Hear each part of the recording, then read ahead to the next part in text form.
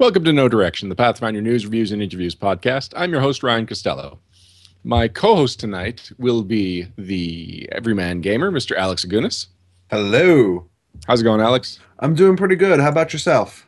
I'm good. So it was sort of last minute to have you on the show. You were going to be part of the review section, but Param was unfortunately not able to join us tonight at the last minute, and you were able to fill in for him. So thank you for that. No problem. Anytime. Well, hopefully not too often. Still anytime. And sorry, guys, I'm just going to apologize that I am super frazzled because trying to figure out Twitch in 20 minutes will mess with your brain. But we have a really cool interview tonight. It's someone that is long overdue for the podcast. She has been the project manager for Pathfinder at Paizo for, I want to say, 2 years now. And this is on the first... What's that? Going on 4. Did you say 4? Wow. And it even longer overdue than I expected. We have Ms. Jessica Price. Hi. Welcome to the show, finally, Jessica. Thanks. I'm happy to be here. Really? 4 years? I am so sorry. Well, 3.5. It'll be 4 in July. Yeah, no, well, you said going on 4 years, so you're right. And I think I explained to you in an email that it's like, you were someone that we can have on for just about any episode, which means that when we're choosing who to have on for the episodes, you're on a list, but you're never the top on the list. Yeah, I'm familiar with it. Nobody ever knows what a project manager or a producer does. So let's start there. What are your responsibilities as the project manager then? So technically, I manage the schedule. Practically, it's kind of whatever it takes to get products out the door as close to on time as we can get them. So sometimes most of the time that's managing the schedule, that is working with the developers and editors and art team to make sure that the entire process flows smoothly. Practically speaking, sometimes it's editing, sometimes it's development, sometimes it's getting people lunch so they don't pass out from hunger. Kind of whatever it takes. And would you say you were born to manage projects? Maybe not. My mom always says I was an absent-minded kid. She was always like, you need to make a list of the stuff that you're going to do. So I came by it through hard work. I actually started in games as a game designer. I came from the creative side.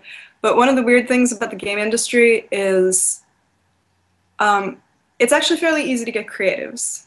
And it's actually fairly easy to get technical people. People that can serve as the translators between them are fairly rare. And kind of one of the weird things is that when you're entry level, at least in video games, which is where I started, when you're entry level, being kind of a jack of all trades is seen as a big positive. You become important people's right-hand woman. You get to do cool stuff. And then obviously having that multidisciplinary background and knowledge is great if you are a lead. If you're a creative director or if you're a studio head or an executive producer, it's great to be able to understand all the different disciplines working under you. In the middle, they try and beat it out of you. Like, if you're a game designer, they don't want you doing sort of too much production stuff. And if you're a production person, they don't want you doing creative. And kind of the only way to continue to dabble is to be a producer. So when they found out that I could keep track of a schedule and also talk to creatives and talk to artists and talk to programmers, it was like, well, you should be a producer. So kind of got directed into it that way. And I like it because I like having my fingers in a lot of different stuff. And it's nice because I manage the deadlines, but very few of them are mine. So a lot of that stress that I had as a creative was just gone as soon as I moved into more of a management capacity. So you're on the better side of the whip. Yes, exactly. I'd rather be holding it. Gosh, whip, jack of all trades. All I'm hearing is Jessica Price Bard.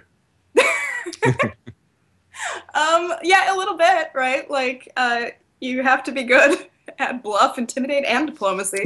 You use them all, like, in the course of one meeting. So there's a lot of,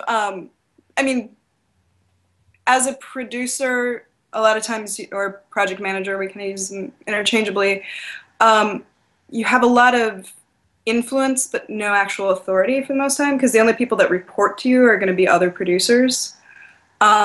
So you can't actually fire anybody or make them do anything, but you are the person that the people in charge of the team are most likely to listen to. So, you know, you can't just crack the whip all the time. There's a lot of like diplomacy and hair stroking and making sure everybody gets an equal slice of the pie that happens too. So you kind of end up as a sort of team mediator a lot. You mentioned that you come from a video gaming background. Let's talk about before you got into this as a profession, and even before creative. What were your passions? How did you get on this track that eventually led you to Paizo? Completely accidentally. Of course. I went into college as a violin performance major on a music scholarship. I developed a shoulder condition that being a professional musician is sort of like being an athlete, in that a tiny injury that would be barely noticeable to anyone else can end your career. So then I switched to being pre-law and was, you know, took a bunch of like graduate level classes in constitutional law and was going to be a lawyer. So after college, my best friend and I we were planning to go to law school together. Both took some time off to work at law firms and save some money for law school. And we worked a couple blocks from each other and we lived near each other, so we carpooled. So one day she calls me up and is like, "Hey, we have to leave early today." And I'm like, "Okay, why?" And she's like, "'Cause at 5:33, a payphone a block from your house is gonna ring and we have to answer it and give a password." And I'm like, That's not shady. "Right, this isn't some sort of corporate drug ring, is it?" And she's like, "No, it's a game." And I'm like, "Oh, okay." I wasn't allowed to play video games growing up. My family played a lot of like card games and board games, but my parents just did not really see much point to video games, and so I was like, "I want a Nintendo," and they're like, "No." So they're super proud of me now. They are, but so in college, this best friend, whose name is Lillian, introduced me to Halo as catharsis after I had a really bad day at class, and I found it very cathartic indeed to shoot things. So that was kind of my introduction to video games. There was the time that I think I told this story on Private Sanctuary, so I don't know if you want me to tell it here. The time that I almost played an RPG in college and struck out. Do a briefer version. Okay. So I was in a linguistics class. This was right before the first Lord of the Rings movie came out. We were studying Elvish in our linguistics class because the guy who did a bunch of the language stuff for the movie was actually a grad student at my school. So, you know, we had a lot of hometown pride about this. And so we spent a day talking about constructed languages, mostly focusing on Elvish. So a day after my roommate and I went home and came up with all kinds of crazy things we could say in Elvish, I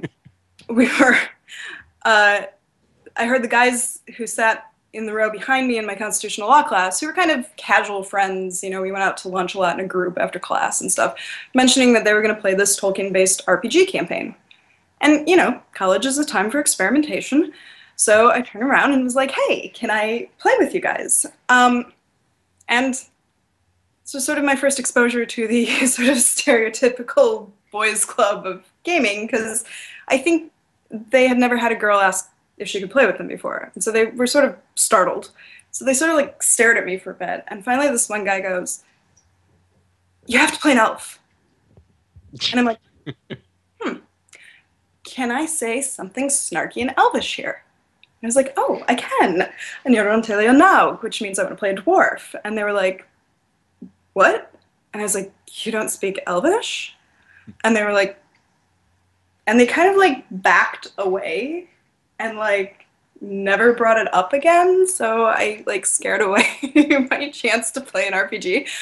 So I didn't actually get to play them until I got out here. Anyway, back to the non-tangent story. So my friend and I go, we answer this payphone, we give this password. And it turns out to be this alternate reality game advertising the launch of Halo 2. And over the course of it, I'm like, for something that is basically marketing for a video game, like the story here is incredible. The characters are, have so much depth. They're amazing. It made me cry many times. I find out afterwards that the story was written by this Nebula and World Fantasy Award winning sci-fi and fantasy author, Sean Stewart, who I'd been a fan of since I was in middle school. And there was a post-campaign chat. If you're not familiar with alternate reality games, it's like running an RPG for a million of your closest friends from the internet, except instead of taking place in a fictional world, it takes place in the real world. And people don't play characters, they play themselves. So anyway, afterwards there's this chat. I get to talk to him directly. And to my surprise, he's like, yeah, we've been reading all the stuff you've been writing about this game, and we're really impressed with it. Gave me his email and the email of the lead designer, and we start corresponding, and a little while later they're like, hey, do you want a job? And I'm like, sure. And they introduced me to Jordan Weissman, who was the CEO of the company that did these things. And I started doing contract work for them, flew out to Seattle for a kickoff meeting for a project. Jordan was like, hey, you don't want to be a lawyer, you want to make games. It's way more fun. He also told me it never snows in Seattle. One of those two things was a lie.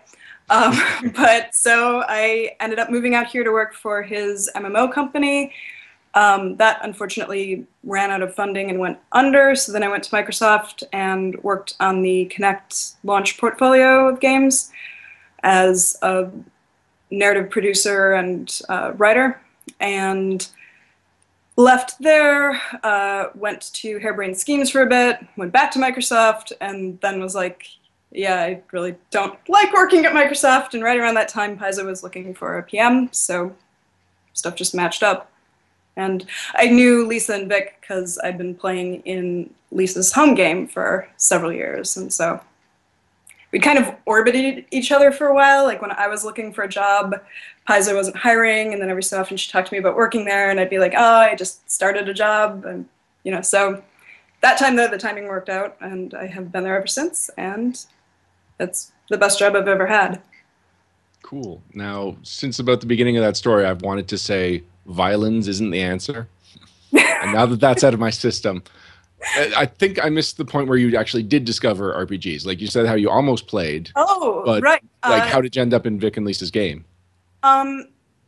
Richard Garfield was in their game and dropped out, and I was dating a guy who was in their game at the time, and after Richard dropped out, he suggested me as a replacement, and I joined up. My first adventure was Rise of the Runelords. I think we still had the beta paperbacks that we were using at that time. The core rulebook didn't come out until I think we were like most of the way through. I don't remember. This was a long time ago, like 7 years ago or more. But anyway, yeah. So I played with them for quite a while, and we have now switched to the card game. We're playing through. We're actually beta testing Mummy's Mask. But prior to that, we played through Runelords, and then we got most of the way through Kingmaker, and then everybody's schedules got crazy, and that kind of trailed off, and so now we're doing the card game. But yeah. So your first RPG game was in Lisa Stevens' home game. Yeah, I kind of started at the top. I have played in a number of other campaigns and with a number of other people since. I have run a bunch. It was kind of funny because Lisa's home group is all like old Wizards people who in a lot of cases worked on 3.5. So I just felt like the newbie idiot the entire time. It would be because, I don't think I even, after making my character, I don't think I even opened the core rulebook for 6 months, because anytime I was like, so how do you, they could all tell me, like off the top of their heads, no matter how obscure it was.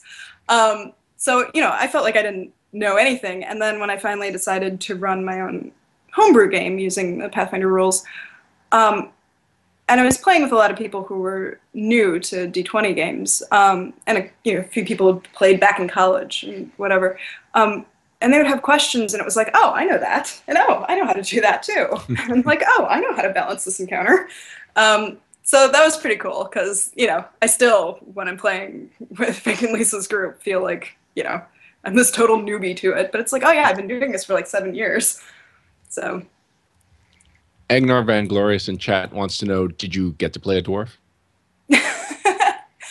No, my first character, because I joined Rune Lords after they'd been playing for several sessions, just as they were going to investigate what was going on with Aldern Foxglove. So my first character, Lisa wanted a way to integrate my character into the campaign. So she was like, well, why don't you be a relative of Aldern Foxglove's who's coming to check up on cousin Aldi because you've been hearing weird things about him and like nobody in the family's heard from him for a bit. And so I played a human noble from the Absalom branch of the Foxgloves who was coming to check up on Aldern. So I've not. Okay. Sorry? Is Aldern okay? No. Dude, No, Ryan, spoilers. We had to, we don't talk about what happened with him, but he was just quietly removed from the family tree. Oh. I never said we were nice. So earlier I asked if you were born to manage projects, and that's just from the first couple of emails when we were coordinating this interview. Every now and then a guest will be like, oh, and you should have this other person on because they're cool. Whereas you were like, here are some people you can have on with this topic. Oh, and this person really like is kind of shy unless you're paired with this person. Then she really comes to life and it's like, wow, I've got about 6 months of content from this one email. Yeah, well, one of the things that that Paizo started out doing really well, and I think has sort of fallen off the priority list just because we're so busy and we're so much bigger, is in the beginning they were very cognizant of sort of trying to make celebrities of all of their creatives, right? Which is easy when your creative team is like 5 people. Our creative team is much bigger now. It's like 20 people. And it's really important to me to make sure that the newer people, kind of the younger generation, the new guard, actually gets a chance to be out there and be acknowledged for the ownership that they have of a lot of creative projects. Because, it's like, I love Wes dearly, I love James dearly, I love Jason dearly, I love Eric dearly. But, it would be nice to hear from Crystal and Amanda and Owen and some of the people who are newer, too. And, so I'm always like, we gotta get them on podcasts, so we gotta get them talking. Because, we're still too small to have anybody really working on the team who isn't a lead in some sense, right? Like, Amanda started out helping Mark on the campaign setting and helping Owen on the player companion and kind of serving as a switch hitter for whichever project was in trouble. But she's since Inner Sea Faiths, which is a new format we're experimenting with the campaign setting, is her project that she kind of conceived of and outlined and has managed. Crystal's kind of taken over the module line and stuff. So these are people who are making creative decisions and are making the, they're the ones that are deciding what's going in these products. And so, they should be out there talking about it. So it's I wasn't faulting you or anything for giving those suggestions. We also need those things because all the names you listed, like we do 26 episodes a year, and it does feel like we need at least a Jason episode, a James episode. And so once we do the regulars, we've got maybe 15 to 20 episodes, and there's a lot of pressure to do certain types of episodes over and over again. So it's nice to be reminded that it's been a long time since we had like Crystal on or just somebody that we enjoy talking to. And when we think back, it's like, oh, it's been 2 years. Yeah. Or in your case, going on 4. Yeah. So yeah, I'm always happy to offer suggestions if people want to, know what's going on at Paizo, know who they should talk to. Since I am kind of the one who has my fingers in everything, I can tell you who's doing what and, who might be good to talk about stuff. If that's an open invitation, I will keep that in mind. Oh, yeah, absolutely. Absolutely. We have a question from chat from John Bastille. He says, does Paizo value project management certificates like the PMP? She says in brackets, is project management professional? Yeah. I do not have a PMP. Paizo never had a project manager prior to me. So I think it's one of those things that as the company grows, if we need more people, we'll figure out what we're looking for. But it's really important. Like when I started there, they all knew I was friends with Lisa, and they knew I was being brought in because, there were possibly efficiencies that we weren't exploiting, and just the process wasn't running as smoothly as it needed to. And I mean, they were pretty far behind. A lot of products were late. So the creative team was very worried that I was going to be a suit. And I think if I had been a suit, I wouldn't still be there. So it's very important that if you're going to work with this team, that you do have a background either doing creative yourself or working very closely with creatives, because I think someone like a technical PM who's used to dealing with like programmers and how they work just is not going to be a good fit, versus like we move so fast and we're so different in what we do because we're a publishing operation, right? Like a lot of the game PMs that I know who have a background in software, that style of management doesn't work. Scrum doesn't work with our team. We're very sort of assembly line. We're super deadline driven. And so, right now it's kind of, I don't even know what I would say that Paizo formally values in a PM, because we have a sample size of 1, and that's me. So.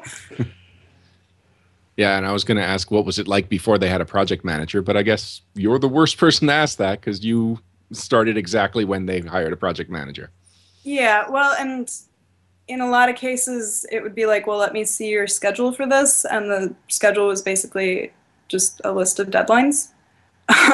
So it's like, well, sure, those are very important, but, there's more to a schedule than that. And I mean, we're still trapped in it to a certain extent because we had so much time to make up. We were understaffed development-wise. We were doing too much for the size we are. So we're still kind of making up that time, but we need to get to a place where we can actually ask how long should this take rather than how long can we let this take. Right now it's like we're still very much on a sort of magazine mentality where we have subscriptions, and so it's like every month, like clockwork, the campaign setting has to come out on this date. We have to ship it to the printer on this date, which doesn't always leave a lot of time for, well, but this one's different. This one is going to take longer. This one's a new format we're trying. And so basically right now we're still in a position where it's really hard to do that. And so we're getting better. We've backed things up now that we at least have some buffer. And so it's like, okay, well, that one's going to take 5 weeks to develop. Okay, we can make that work. But we're not quite there yet. So what is a day in, like a work day in your life like? No two of them are the same. Huh. It kind of depends almost the most on who's in the office. Eric is out a lot going, Jason is out a lot going to conventions, meeting with licensing partners, things like that. So like when Eric's in the office, that time is precious. If Eric is in the office and is not already his time isn't already all taken up with meetings that don't involve me, a lot of my day is actually meetings with him, because whenever he's around, it's like, oh, we have to talk about this, and we have to talk about this, and we have to talk about this. I'll take those 3 half-hour slots open on your schedule. On days when a lot of the senior creative team and production staff isn't in the office, there's a lot more like, okay, well, what needs to be done to get whatever's on fire out the door? So, a lot of times I edit or I develop. Obviously a significant portion of every day is updating the day-to-day schedule to kind of reflect whatever's happened and whatever's changed. A lot of spreadsheets. And, a lot of my job is talking to people. Like a lot of my job is checking in, finding out how stuff is going, solving problems that come up, getting people who need to talk to each other in a room together to talk and solve problems and that sort of thing. So very different every day. Bastille has a follow-up question. It says, what kind of project management tools does Paizo use? Mostly Excel. I use Omnigraffle, or Omniplan. Yeah, Omniplan myself, just because it's a very visual piece of software, and I like it a lot better than Microsoft Project, which is kind of the old warhorse, but has kind of a terrible user interface. So Omniplan has most of the same functionality, but has a more almost like GarageBand-like interface where you have tracks for each person and you can make tasks different lengths. And if you try and double book somebody, it'll actually bump that task later and leave, what I love, leave this sort of track behind, like the task you pushed later was like dragging its nails across the paper, which, you know, I've always liked. So, yeah, most of the stuff I do is in Excel just because it's something everybody has. That way everybody can open up the schedules. And yeah. I am totally asking my boss to get me Omniplan tomorrow. I'm looking over their website right now, and this seems extremely useful for my job. It's super cool. I don't understand why it's not everybody's favorite. I mean, there's some functionality the project has that it doesn't, but for the most part, it's the best thing. So. Can you walk us through a product's journey from concept to showing up on a gamer's table? Sure. Ooh, can you pick Ultimate Intrigue? Do Ultimate Intrigue. Well, actually, I'm not going to do a hardcover because they are the product line with the smallest number of products in them. So we just don't do them as much. But in general, we have, well, and also they happen way out in advance of most of the soft covers because they have a longer production cycle. But for the most part, we have these kickoff meetings where we go through a month and we talk about, all right, what's everything we're releasing this month. Prior to that, how stuff actually gets on the schedule is kind of, it really kind of depends on the product. Like, if we're doing a hardcover like Ultimate Intrigue, we're probably going to be doing a tie-in campaign setting book, like Inner Sea Intrigue in this case, or Mythic Realms for Mythic, or Occult Realms for Occult. A lot of times we're doing 2 campaign setting tie-ins. You know, there's Occult Bestiary. Sometimes there's player companion tie-ins. Same thing with the AP. Those usually have a lot of tie-in products. So some slots in the schedule kind of just automatically fill themselves based on what we're releasing in our 2 flagship lines, which are the AP and the Rules hardcover line. But it's also like if anybody has an idea for a book that they really want to do, like John has a book that he just pitched and got accepted, that's going to tie into what PFS is doing next season. You know, it's a very open door creative team in that if you have an idea, go talk to Wes and Eric, and probably it'll be on the schedule. They may be like, I'll tell you what, write the book, and when you hand us a finished manuscript, we'll put it on the schedule. But just because internal people are busy, and you know, it's like, make sure you've made time for this first. And, you know, sometimes it's, we have not done a book on Taldor, we should do a book on Taldor. So that kind of, eventually it gets to the point where Wes and Eric go into an office and are like, okay, we actually have to fill out the schedule for 2016 now. And, you know, I usually interface with them on, you know, when can we do the campaign setting hardcover we want to do? When can we fit that in? Or we want to do a 96-page campaign setting. When can we make time for that? So they come out with a finished calendar that's got what's coming out in each month. And then we have a kickoff meeting.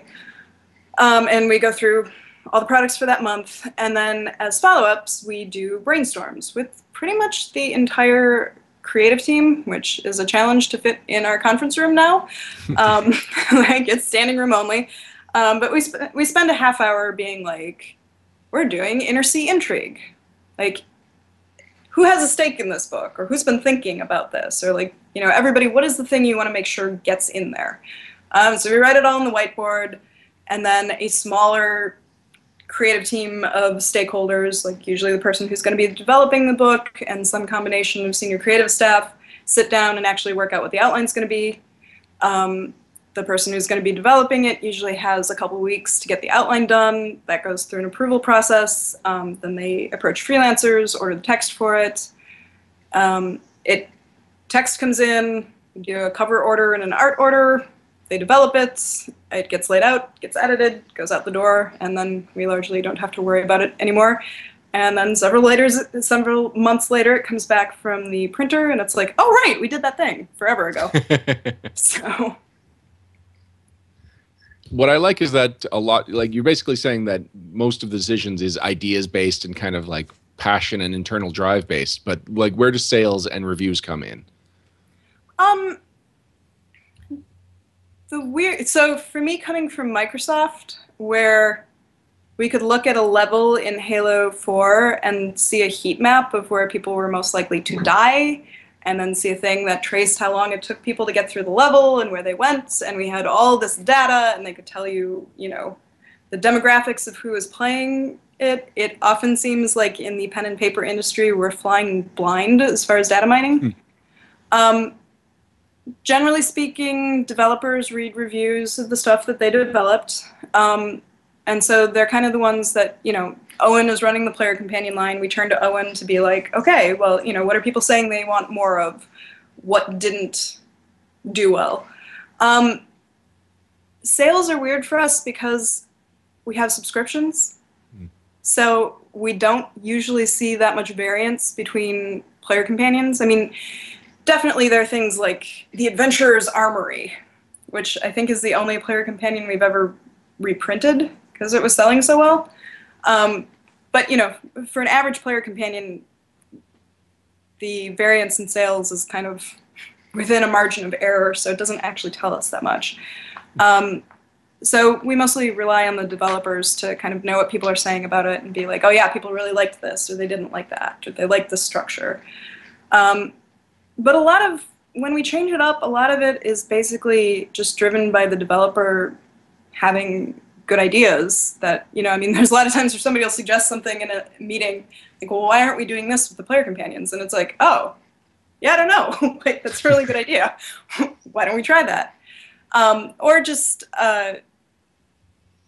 production realities are a big part of it. We produce so much content so fast that our books have to be kind of templated.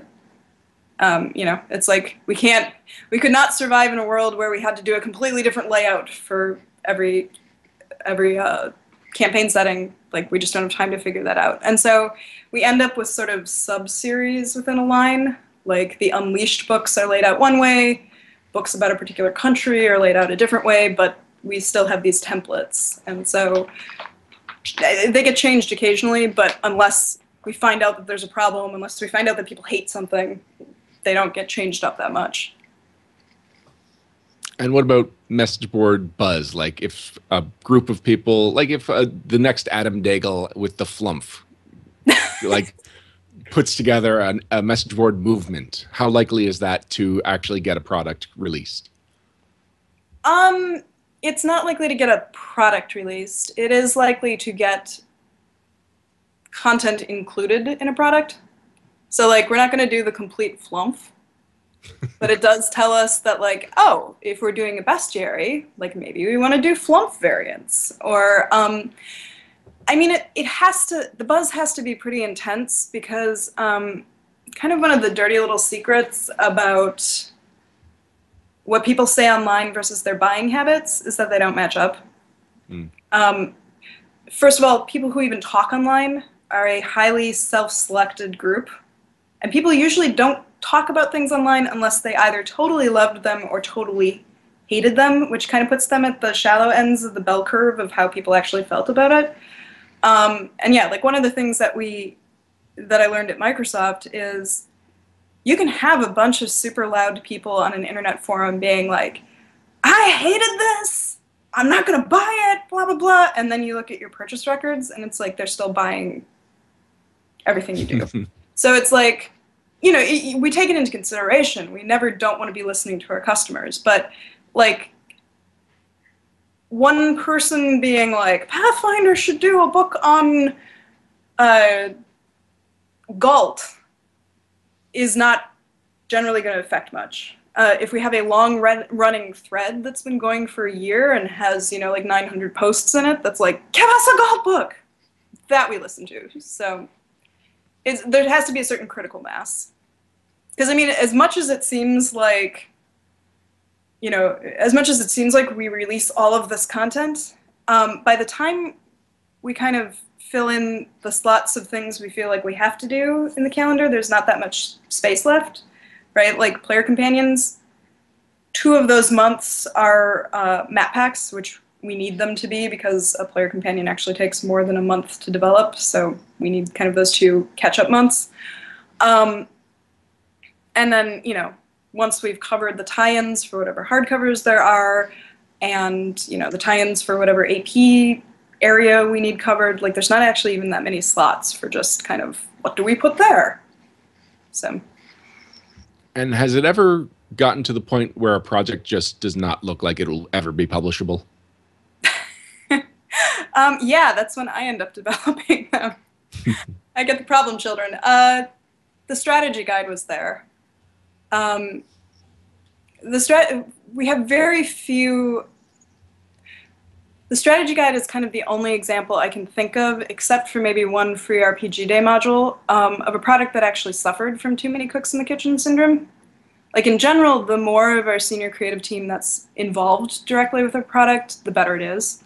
It's a lot of people who've been working together for a decade or more, and they've gotten pretty good at, like, listening to each other and not pulling in opposite directions, or rather they settle that. The strategy guide was a weird one because the kickoff meeting had, like, everybody in it, and some people wanted it to be an optimization guide, and some people wanted it to be a beginner's guide, and we walked out of that meeting with a lot of people, I think, thinking that we had reached consensus, and I was like, nobody in this room even agrees as to what this book is, but it was kind of a high-stress meeting, and I think everybody was stressed enough that they weren't necessarily listening as well as they could have. So we walk out of that room with like 20 different conceptions of what this book is going to be.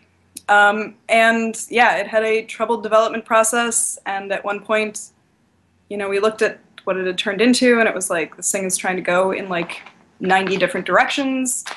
And eventually, kind of the order came down from the top that this needs to be a beginner's guide. And that wasn't really what it was at that point. So finally, it was one of those things where it was like, this is not going to ship unless somebody takes control of this project. And, like, the design team didn't have time. They had done development on it, but then gotten different orders and tried to change it, and they had to be on to their next hardcover. So it was like, all right, fine. I will take this and make it into a beginner's guide. And, I am proud of it because, like, I know how ugly a baby it was at one point. Like, Aww. It's a decent-looking baby now. It's maybe not the most beautiful baby we've ever done. I mean, layout-wise, I think it actually came out amazing. But, it still has some of the scars of all the surgery that was done on it to make it different things. But, I also think that it ended up being, like, we didn't have time to kind of adjust our marketing strategy to tell people, like, this is not an optimization guide, this is a beginner's guide. Like, in my mind, it should have been called the beginner's guide, and the PDF of it should have been free. But, market realities, we couldn't do that. So, yeah, like, there was a point in which it was like, this thing is not going to ship. It's too much of a mess. Inner Sea Races was actually in kind of the same boat. It was kind of the brainchild of one of our developers, Patrick, who left when he was like 20 pages into the development of it. And, it was like, well, and I mean, that was before we hired Crystal, Linda, and Amanda. So it was like, we were already 3 developers down from where we needed to be to release all the stuff we wanted to release. Now Patrick's gone, we're 4 developers down. Who makes this thing happen? Like, we need people to do the AP. We can't not do that. We can't not do the hardcovers. we can't really not do the player companions or the normal campaign settings because those are on subscription. Like, who does this book? So, like I said, my job is getting it out the door. So in that case, it meant developing all the non-rules content. So that kind of brings us to what the title of this episode, the purpose of this interview was. We just kind of we went down really interesting rabbit holes. In fact, chat has specifically called out that this has been a really fascinating conversation. So no need to apologize. But we brought you on to talk about the things in 2015 we may have missed, because even though you were saying that it's not as many products as you may think, you release a lot of products. It's from consumers' point of view. There's a lot of products. There's new lines. There's like new licenses. It's constantly growing. And so it's becoming harder and harder for us as a podcast and for us as consumers to keep on top of everything interesting. And the Inner Sea Races is a great example of that, because I think about 3 times we called it the Races of Galarian, and someone in chat had to correct us. And then there were at least a couple of times where we were talking about the big releases that were coming out like a month or 2 away, and we just forgot to list it. So let's start there. Inner Sea Races. What's so cool about this? Why does it exist? It exists because something that I feel like is very clear to us internally that maybe we haven't done a good job of distinguishing externally is that the RPG line hardcovers are setting agnostic. They are very carefully, I mean, other than the gods, because you need gods to have clerics, there's basically no setting stuff in them. And, you know, it allows us freedom to do things like do creatures that might not actually fit into the setting very well. Like, have people gotten Bestiary 5 yet? Yep. Yes. Okay. I always, yeah. I'm removed from what happens once they come back in. That is the warehouse and the, yay! So in Bestiary 5, there are the Anunnaki, which are based on ancient Sumerian gods, but we made into sort of robot aliens. I'm not sure you're ever going to see them in an AP or campaign setting stuff. Like, we haven't figured out. I'm pretending to be Param. Sorry, guys. Yay. Yeah, the art, I think, came out super cool. The concept of it that, you know, these aliens are behind major civilizations is something that we don't really want to do in the setting. Like, we don't want to say that the peoples of Galarian didn't build their own civilizations. And, like, we already kind of have that role with the Aboleth. So the RPG line not being tied to our campaign setting in some ways causes us some problems, but in other ways frees us up to just do a bunch of cool creatures without figuring out how they fit into our world's ecology and stuff.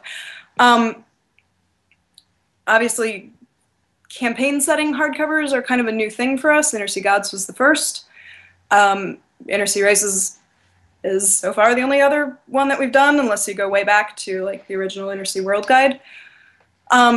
So if, you know, a lot of people have been comparing it to the ARG, but it's like, well, the ARG is a setting independent book on, you know, how to build characters with these races. Inner Sea Races is all about how these races fit into the world. Like, when a Kelishite encounters a Taldan, what do they think of each other? How do they interact? If you're a GM and you're having an adventure that goes into a town in Taldor and one of your players' characters is Kelishite, how are people going to react to them? How are they going to react if that character's an Azamar? You know, how often do these creatures actually occur in this world? Like, how likely are you to see an Azamar? Is that different if you're in Absalom versus in the little village in the land of the Linorm Kings?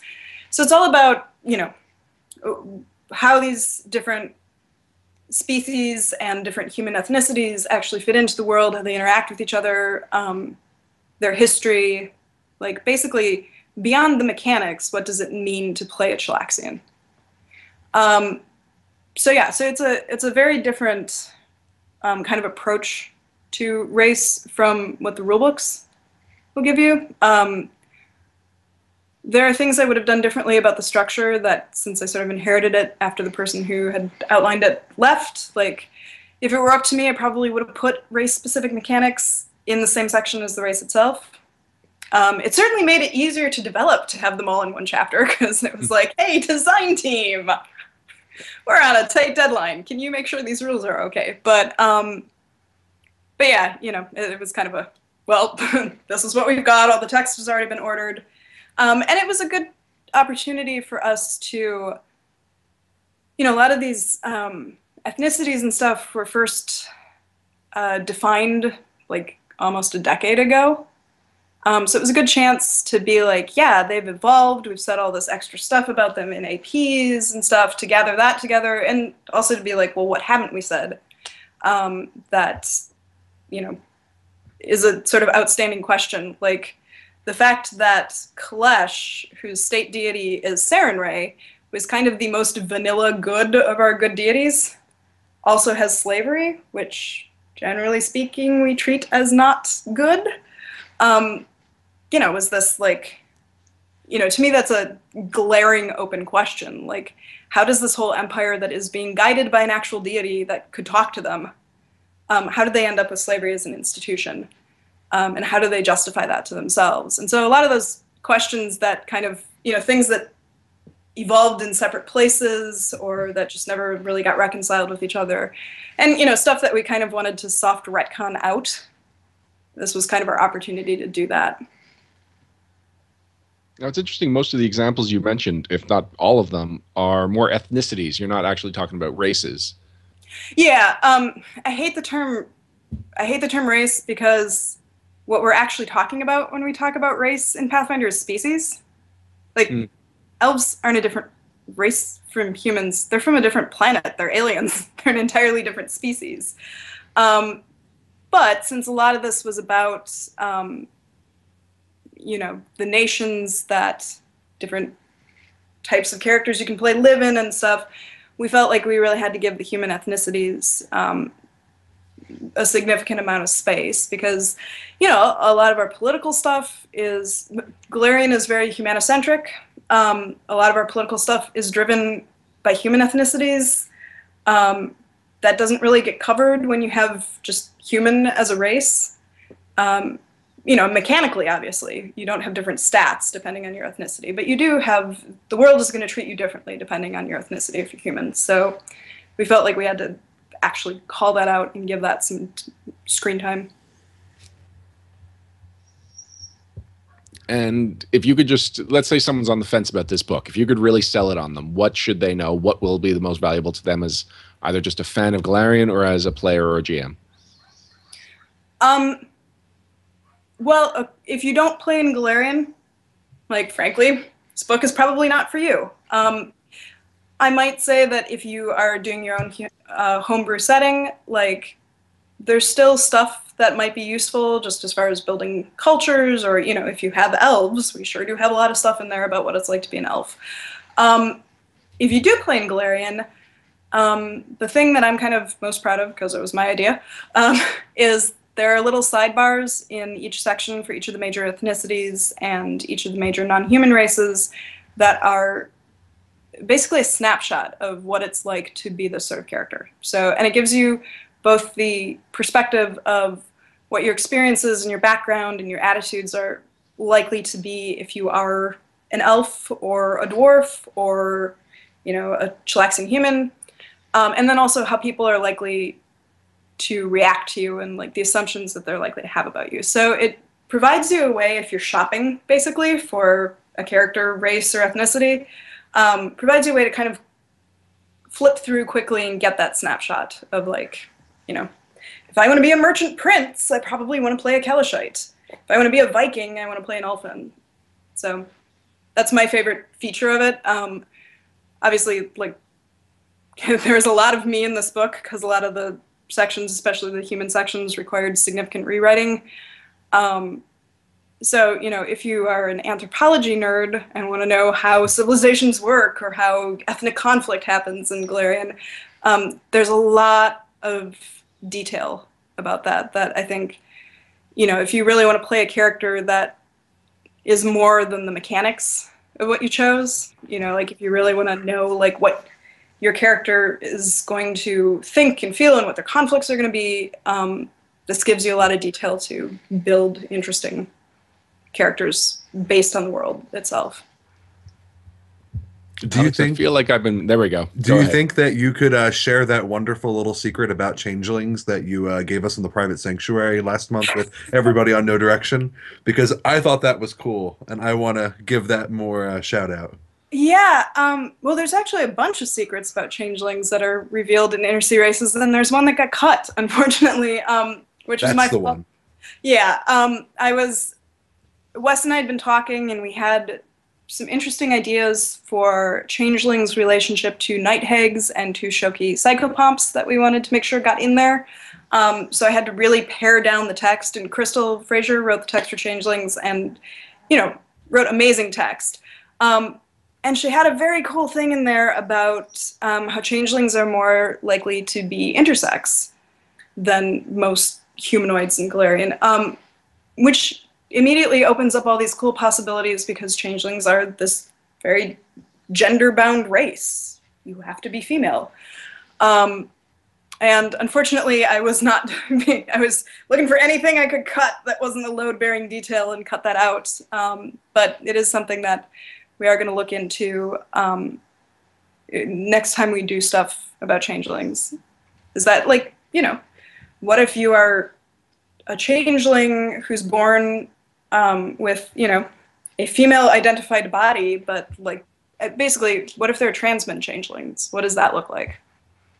Which, yeah, I think opens up a lot of cool story potential, it makes them a more interesting option as a character, but unfortunately that got dropped on the editing room floor. So I liked the term load-bearing text. It's one of the things that I always tell freelancers is, you're writing to word count for us, and we never have enough words to say everything that we want to say. So make sure that every word you send us is pulling its weight or more. Don't waste your word count with a bunch of adjectives that mean the same thing as something you said in the previous sentence. So, yeah. We try and make every detail we actually print be at least a somewhat load-bearing detail, so. I was just quickly going through the Player's Companion. Have you done anything featuring the changelings? Were they in Bastards of Galarian? They had a feat. I think so, yeah. They probably had a feat. But yeah, they have, changelings have not gotten a lot of love, and speaking of do we pay attention to the message boards, we've heard a lot of people asking for more changeling stuff, and there are plans to do something with more changelings. I can't tell you what it is yet because it's not announced, but keep your eyes peeled. That's going to be happening next year. Ooh, and that next year is almost here, too. You got, 2 more weeks to wait till we're into 2016? Yeah, I mean, my head's we're shipping the April products right now, so I always forget, the December products people haven't gotten those yet, right? No, I just got mine last week. December? No, December's Agents of Evil. No, I haven't gotten that yet. Okay, yeah, so, yeah, those aren't for a bit. Yeah, I mean, they should be soon, but yeah, the production team, our head's in April, so I was like, oh, hey, we're getting that stuff soon. That's coming out. Cool, we can talk about it. But yeah, Agents of Evil should be super cool. There was a lot of interest in an evil adventure path and stuff for evil characters, so that should be super fun. The Chiliax campaign setting is coming out in December. Chiliax is one of those areas that feels like we've done a lot with. It's kind of one of our characteristic areas that we set a bunch of stuff in, but at the same time, there was a lot of stuff that we'd never talked about. There were kind of some big holes in what we'd said about it. So, this book should fill in a lot of that. You get to meet some famous figures from Chiliax's history, and yeah, it should be a bunch of cool stuff there. And has there really never been a Chiliax campaign setting book? No, there was the player, back when the player companions were less templated and did cover, setting stuff, there was Chiliax Empire of Devils, way back. In fact, I think it might have still been when we were doing 3.5 stuff rather than Pathfinder. Yeah, but yeah, it was a long time ago, and it was only 32 pages, and we've said a lot of stuff since. So yeah. If Param was here, he would probably say that to him, Cheliax is like one of the iconic Paizo editions in their world, just because the concept of a nation that's directly ruled by hell is so very Pathfinder. Oh, now they're not ruled by hell. They use hell. I'm sorry, I'm totally Enderin, so I'll spread the propaganda. No, they totally got the upper hand with Asmodeus. Totally. Pretty much. Asmodeus is my favorite evil god because, you know, narrowly escaped becoming a lawyer. It's like, oh, dude, yeah, I feel you. Alex, did you have any other questions about Inner Sea Races, or can we move on to some of the other things we might have missed in 2015? No, I'm good. Let's keep on going. Okay. All right, so This Jessica, that was the only conversation one that was is definitely a fascinating. bullet point had to cover. What else is there? What have we missed? What's the one thing that you really were disappointed did not get more coverage? Oh, never mind. That got lots of coverage. My bad. I was going to pull it out. It's been getting coverage, but you know, I always want to see it get more. I was the developer on Distant Shores, which, I mean, when a book is written almost entirely by internal people, development is basically an edit pass, and just making sure all the pieces are there. But yeah, Distant Shores was areas of our world that are outside the Inner Sea region that people on the creative team had a big stake in. So Sutter gets to talk more about Hermea, and John Compton gets to develop an island in Iblados and give you a lot of details there. And Amanda has her Hobgoblin Nation in Tianxia. And, you know, there's just, we go to Arcadia. Adam Diggle wrote a city in Arcadia. So it's kind of, if you are interested in the less explored areas of our world, this goes there, and it's also super high quality content because it came directly from the creative team, and it's kind of their babies. So that one, you know, if you buy one non-hardcover campaign setting book this year, I would say buy that one. Occult Realms also had a bunch of cool stuff. I always feel bad because, like, a lot of times I did some development on that one too, and a lot of times the projects that I get, because they do have kind of troubled history, I sort of forget that they actually do come out fairly well. So that one had a bunch of kind of just mishaps with it, but actually came out super cool. There's a really cool SciTech system. There are a bunch of occult locations. There's a bunch of really cool and some very disturbing rituals that you can do. So yeah, that's one you should look at. Let me see what else. Oh, Feast of Dust was a module by fan favorite author Nick Logue that was developed by Crystal. So two very good you know, Crystal's not a freelancer anymore, but she was one of our best freelancers before we hired her. Yeah, and it's set in, or it goes into the Miraz Desert outside Qadira, which is an area that I'm super interested in. So you should definitely check out that one. Oh, Hell Unleashed, if you like hell. And what's not to like? And really, who doesn't like hell? You know, heaven for the climate, hell for the company. But so anyway, yeah, if you like hell, we did a whole book on it.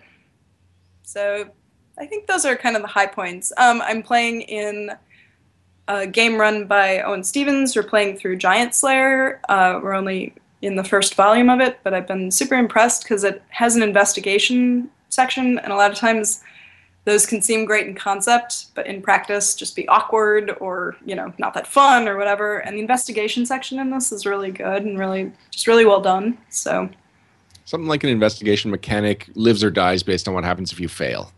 yeah. Yeah, and this one I think has I mean, I don't know, I haven't read it. I carefully didn't read it because I knew we were going to play it. So I don't know whether it's the way it's written or whether Owen is just that good of a GM, but I feel like every time we might have gotten off track in the investigation, there were really good safeguards there to kind of guide us back. Could it be both? Probably is both. Rob developed it. Rob is meticulous, so I'm sure the content is good, and Owen is an excellent GM, so it is probably both. What about map packs and the flip maps? Are there any that, because we never cover those on the show, are there any that you really feel like were iconic, that were really core to what every GM should have and use? It's hard to say just because they tend to be either super generic or like weirdly specific. Flip Map Museum, I know, is weird because people were asking for it. It's a reprint of something that was from one of the Pathfinder Society scenarios. I think it was like somebody on the executive team really didn't want to do it, didn't think it would sell.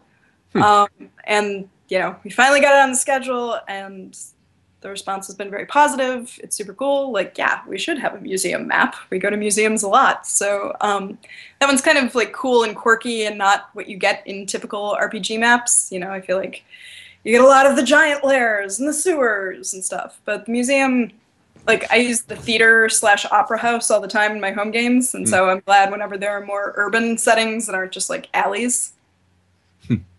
Yeah, I know the museum and the opera house are two of the flip mats that local GMs at my PFS always praise. They're like, I don't want to have to draw that museum one more time, right? Because it's used a lot. Right. Well, and I mean, the Jason Engel, the cartographer we use, is so good about just putting in all these gorgeous little details. You know, like the opera has box seats, which, like, of course it should, but, you know, people don't always think of that. So, I mean, really, any of the flip mats or map packs, if you look closely at them, there's a ton of like little interesting details that kind of tell a story on their own. Like, I think it was like Slum Quarter, or it might be something that we just, actually, I feel like it was more recent. Map Pack Urban Sites, which will be coming out in February. It's got all these different like apartments in it, and you know, there are some that are like really swanky, and then there's the apartment that has, I think, the kids' toys scattered all over. And so there's just a lot of really cool little details that you can actually, I mean, I've had entire side quests in my campaign happen because somebody asked about a detail on a map and I had to make something up. That's both the best and the worst. Yeah, it is. Speaking of weirdly specific, Bastille has a question for you. Do you know if Tom Baker will be doing voice work for Big Finish Audio for Pathfinder Legends? Apparently this was a rumor last year. I have no idea. It's a licensed product. With Mike Kenway, who is our licensing coordinator, recently left, and we are still trying to fill that position. So right now all of that falls on Eric's plate. So you will have to track down the elusive Mona if you want an answer to that question. Good luck. He's a busy guy. So that was going to be a follow-up question. How involved are you with licensing? Not at all, unless it requires internal time. So there are things like the comic book back matter, which does require internal time and layout. And so that, you know, I touch as much as I need to make sure that it happens, but my focus is on the products that we produce. So this is an interesting question. I guess I'm complimenting myself before I even say it. You're the project manager. You see so much. So what surprises you? What do you get to open up for the first time and be wowed just like a customer? I've been really wowed by a lot of the art and the player companions lately. There's just been really interesting characters with really interesting outfits, doing interesting things. You know, if I end up helping out on editing or development or copy fitting, I see the inside of a book. But if I'm not doing that, you know, mostly it's me asking people if they've done it, and so I don't really get to see it. So I try and read every product that we release, but that doesn't always happen before we release it.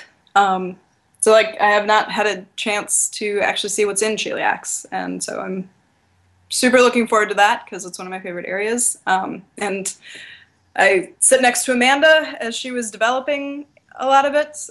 So, you know, just by what she either giggled evilly about, or like was throwing things at her computer screen while she tried to fix. You know, I know some details of what's in there, but most of it is going to be new content to me, so I'm really excited about that.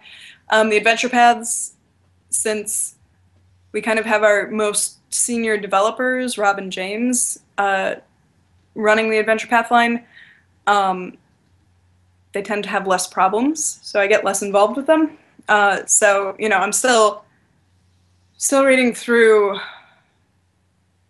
I don't even remember. I haven't had a chance. I think the one before Giant Slayer I still need to read through. So I'm waiting for that. Sorry?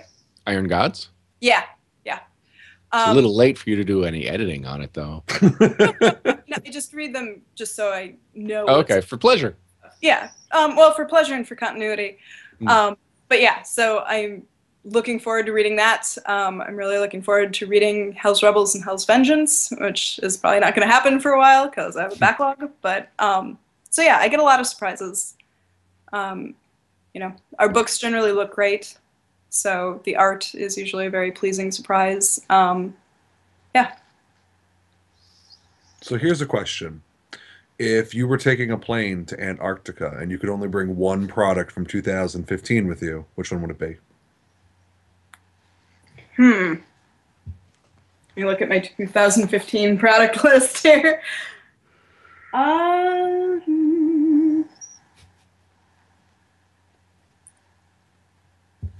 Probably Occult Adventures, because it has the most content that I have not read yet.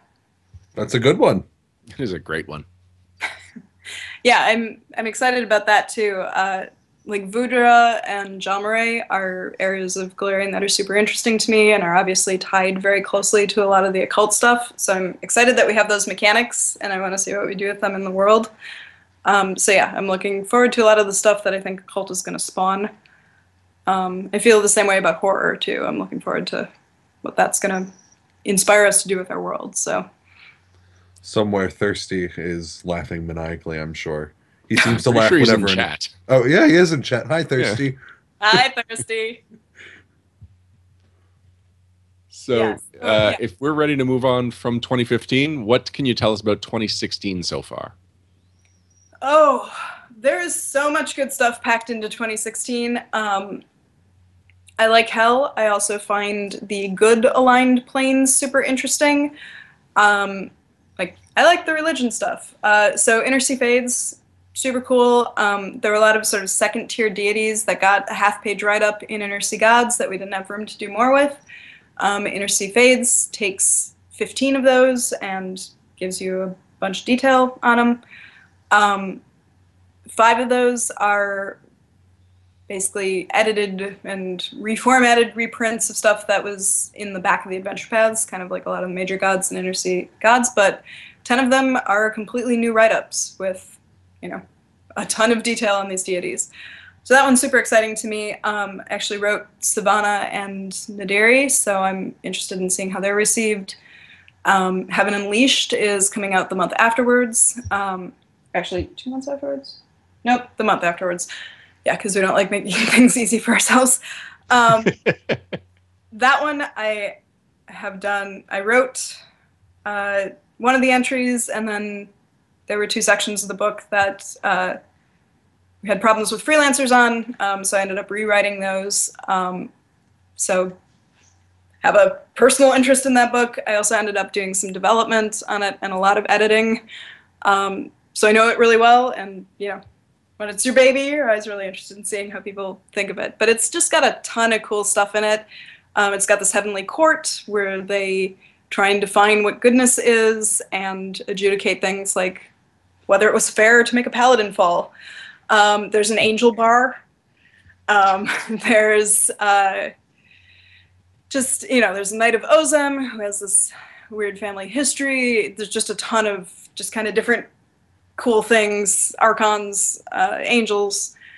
So yeah, so I'm super looking forward to seeing how that's received. Let's see. Oh, Armor Master's Handbook. If you play a fighter, you're going to want in April. I do. Constantly. So I asked Owen what the elevator pitch as to why people should. He was very excited about Weapon Master's Handbook, which just came out, and I was like, "What's the elevator pitch for why people should buy that?" And he's like, "Well, it fixes the fighter." And I was like, "Oh, okay. What about Armor Master's Handbook?" And he's like, "Well, that fixes the fighter too." I have never played a straight up fighter. I, tend to go more roguey or witchy or swashbucklery. But, if you like fighters, you should get these books. Let me think, what else? Obviously, Intrigue, and it's Intrigue the hardcover and its softcover world-specific companion Inner Sea Intrigue should be super interesting if you're a character who likes the social aspect of things.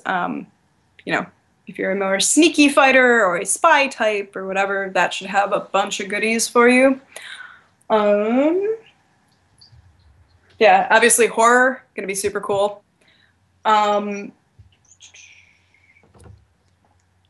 Let's say I could only subscribe to one line, but money wasn't an object. So what line should I be subscribing to in 2016?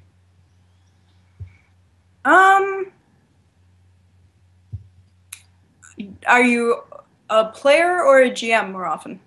Ooh, I think I'm going to be GMing most of 2016. Then you're probably going to want to subscribe to the campaign setting. It's got, all of the details that you might have to make up on the spot. Mm-hmm. Knowing the campaign setting books kind of either gives you those details or shows you how to make them up on the fly. And, they're 64 pagers. They're packed with content.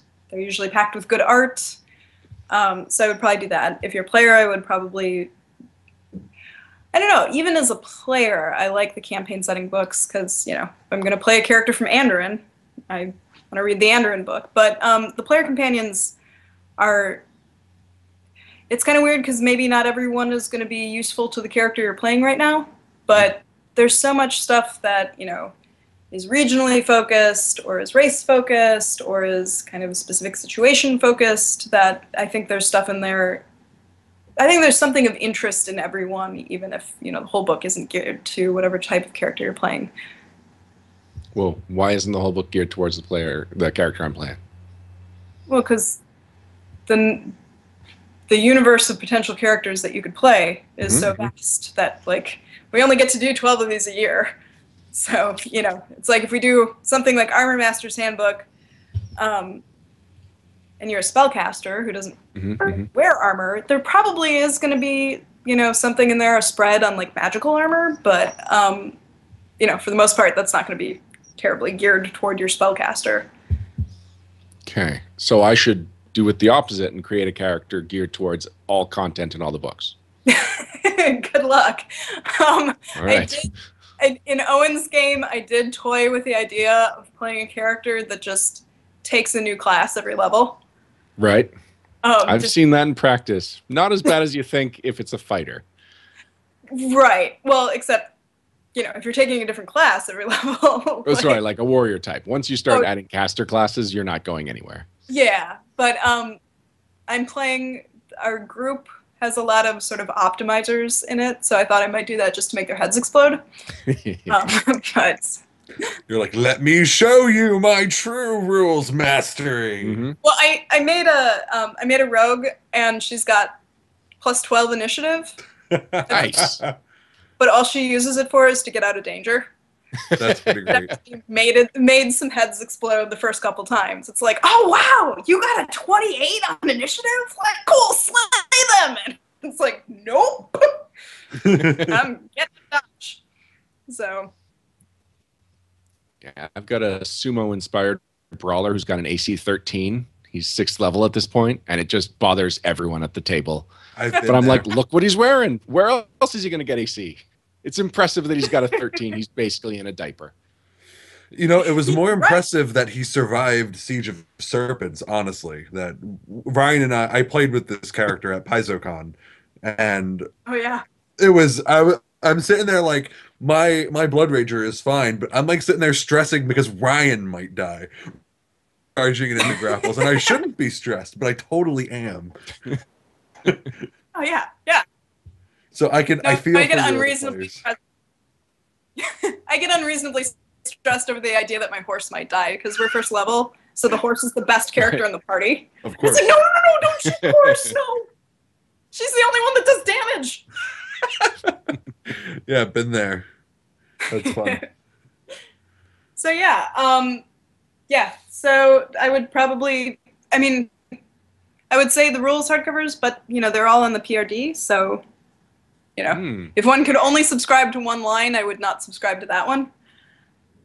Unless having a physical book is super important to you. It's important to my shelf. I understand the completionist urge, I do. But if you're only going to get one line, I would go, if you're a GM, I would go campaign setting, and if you're a player, go player companion. Excellent. All right, Jessica, we're about ready to wrap things up. Is there anything you wanted to bring attention to, shout out to, a soapbox you need to stand on? Not really. It's I would just say definitely don't take a look at who the lead developer on a book you really like is, and try and engage them on the message boards, because developers actually really like to talk about their specific projects, but the only team that kind of reliably gets to do that is the design team, because they have the FAQs for the hardcover. But a lot of times it's like, you see people asking questions about a book, and it's like most of us search our names on the forum every so often to find out if people are asking us questions. If people are trying to summon us, we should respond. But yeah, so if you have a question about a book, check who the lead developer was, and make sure you use their name in your post, and you will actually probably get a response and get to talk to them. So I like that, especially because I feel like I am on top of what every staff member is doing, but then there's 2 or 3 things you've said this interview that it's like, oh, that person's in charge of this line now. When did that happen? So it's just there seems like there's just so much that's constantly going on internally at Paizo. It's hard to keep track of that. So finding out the answer is and who's in charge of a particular line. Once we got our 3 new developers, we were able to use that capacity to sort of jump ahead, but it involved a lot of creative schedule Tetris. So we had a lot of people developing stuff that maybe they're normally not the lead on. So it's been kind of all hands on deck to catch up as quick as we could, which has, I think, been good for people, because I think it's nice if you've been doing the player companions for years to get a chance to work on the campaign setting, or even help out on an AP or something like that. So there's been a lot of switching it up, which has been cool. But yeah, also if you're outside the company, sometimes we can't even remember internally who developed a book that was 3 months ago. It's I don't know, we got it out. Yeah. We've got a Goodwill Hunting situation where the janitor's just developing books when nobody's looking. Oh, come on. It's Paizo. It can't be the janitor. It's clearly the warehouse raptors developing books. It is. The warehouse raptors do a lot of uncredited work. They really should get credit for it. So, yeah. Excellent. Well, thank you for joining us, Jessica. Where can people find out more about you? Where can people get in touch with you? You can find me on Twitter as Delafina777. If you want to get in touch with me about my work, probably the best way is through the Paizo forums. Yeah, you can find me on Twitter. You can find me on Tumblr as jessicalprice.tumblr.com. So, yeah, see you online. We just got a last-minute question. Do you have time for it? Sure. Agnar Vanglorious wants to know, as a producer, do you find yourself referring to GM a game because it uses your skills, or play the game because you get a break from that mindset?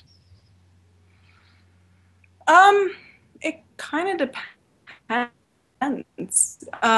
I've really enjoyed running games, but it is a ton of work. And one of the dirty secrets of working in the game industry is, if you're working on a successful game, you have a lot less time to actually play games.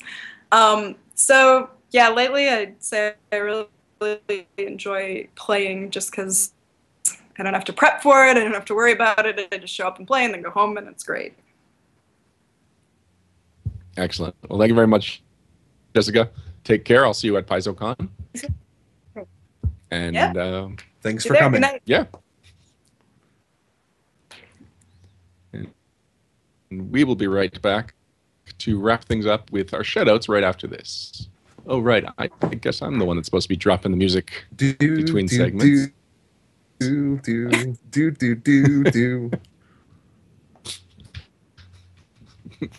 That's great. Should I hang up? Sorry, Jessica. Right. Yeah, sure. Go ahead. Or you can hang out, whatever you want. Okay. I actually have freelancing to do, so I'm going to leave. All right, cool. Have a great night, and thanks Thank for you. having me. You too. Bye. Bye. Oh, Alex, things are not the same without Param. No. I mean, like, I have 30 minutes. If you want to do the thing we were talking about, I can try to do it quick. Like, I think I probably could if it's just me and you. Yeah, I'm really torn. It's a little bit late, and there's a lot of fevers going on in my house right now. So if we ended early, I don't mind. But I did also bring you on basically to do the Read Magic segment about inner sea races. I would just feel really bad if I came on to do it and didn't really talk much. But it's up to you. Would you feel bad for you or for me? A little both. Okay. All right, then we will do a quick Read Magic about inner sea races. Okay. Let's see. Are you ready? I'm ready. Cool. 3, 2, 1. In the Read Magic segment, we talk about what we've been reading lately for Pathfinder, from Paizo, from third-party publishers. Basically, if it's something that would be of interest to Pathfinder players, we get our hands on it, we read it, we review it for you. Right. And one of the big oversights, and one of the reasons that we had Jessica on, was to talk about inner sea races. This is not a book that we covered in a whole lot of detail, but it came out, August? It's been out for a few months now. Yeah, that sounds about right. And we're overdue. It's overdue for a review. And You're Alex overdue. is on here to help us talk about, to help me talk about the crunch that's going on towards the end of the book. But it's not actually a crunch-heavy book. As Jessica pointed out, it is a campaign-setting book. So it is more about the world of Galarian. It's more about the things that are going on in Galarian as they relate to the races that are covered in this book. But it wouldn't be a Pathfinder book if it didn't have at least some kind of mechanical options for you. That's true. You know, there are 4 chapters in this book, and of those 4, only one of them is devoted to rules crunch, and it's a very wide spread of crunch. It's not like, okay, here's a chapter for racial traits, here's a chapter for magic items. It's like, it takes a lot of topics and condenses them, which is something we don't really see in the hardcover line. So it's interesting to see a book that really is designed for a flavor approach part first. The first 3 chapters are common races, uncommon races, and rare races. It's very similar to Division 2 to the Advanced Race Guide, which Jessica was just kind of taking exception to that comparison because, like she said, that is a crunch book. That is a setting agnostic book, whereas this one is a setting rich book and rules light book. So the purpose of this book and the purpose of those chapters is quite different from Advanced Race Guide, even though they are both race books. And before we get into specifics, Alex, what were your impressions going into Inner Sea Races? I was really excited going into it, honestly. I love content about different races in the game. More so, I'm interested in the non-human stuff because even though the different ethnicities in Pathfinder are very different from what we see in the real world, I think that the non-human aspects are really interesting because it's fun to think about how things that aren't human would think and act. And I'm kind of the opposite. I'm not a big fan of race-based content because it's a character creation choice. It's one of the only character creation choices. Everything else you get to make throughout your character's career. You can change classes if you want to. You can add different classes, multi-class. You can take feats, new spells, magic equipment.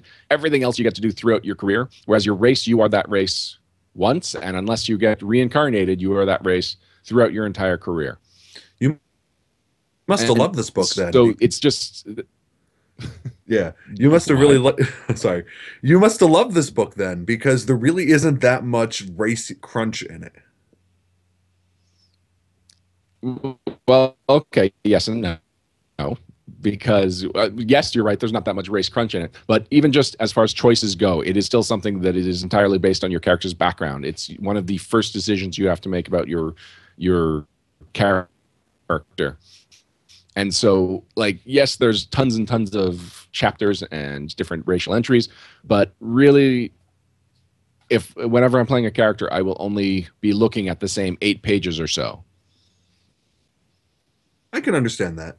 So it's a book that, like, as I'm reading it and for review purposes, I have to read a lot of material that will not apply to me for a long time. Whereas I have a feeling that later on down the line, as I use this as a reference book, it will suddenly gain a new life because I'll be taking it off and looking specifically at a chapter. I'll be looking at it with a purpose, and that purpose will make those pages richer. Okay, I can see where you're coming from.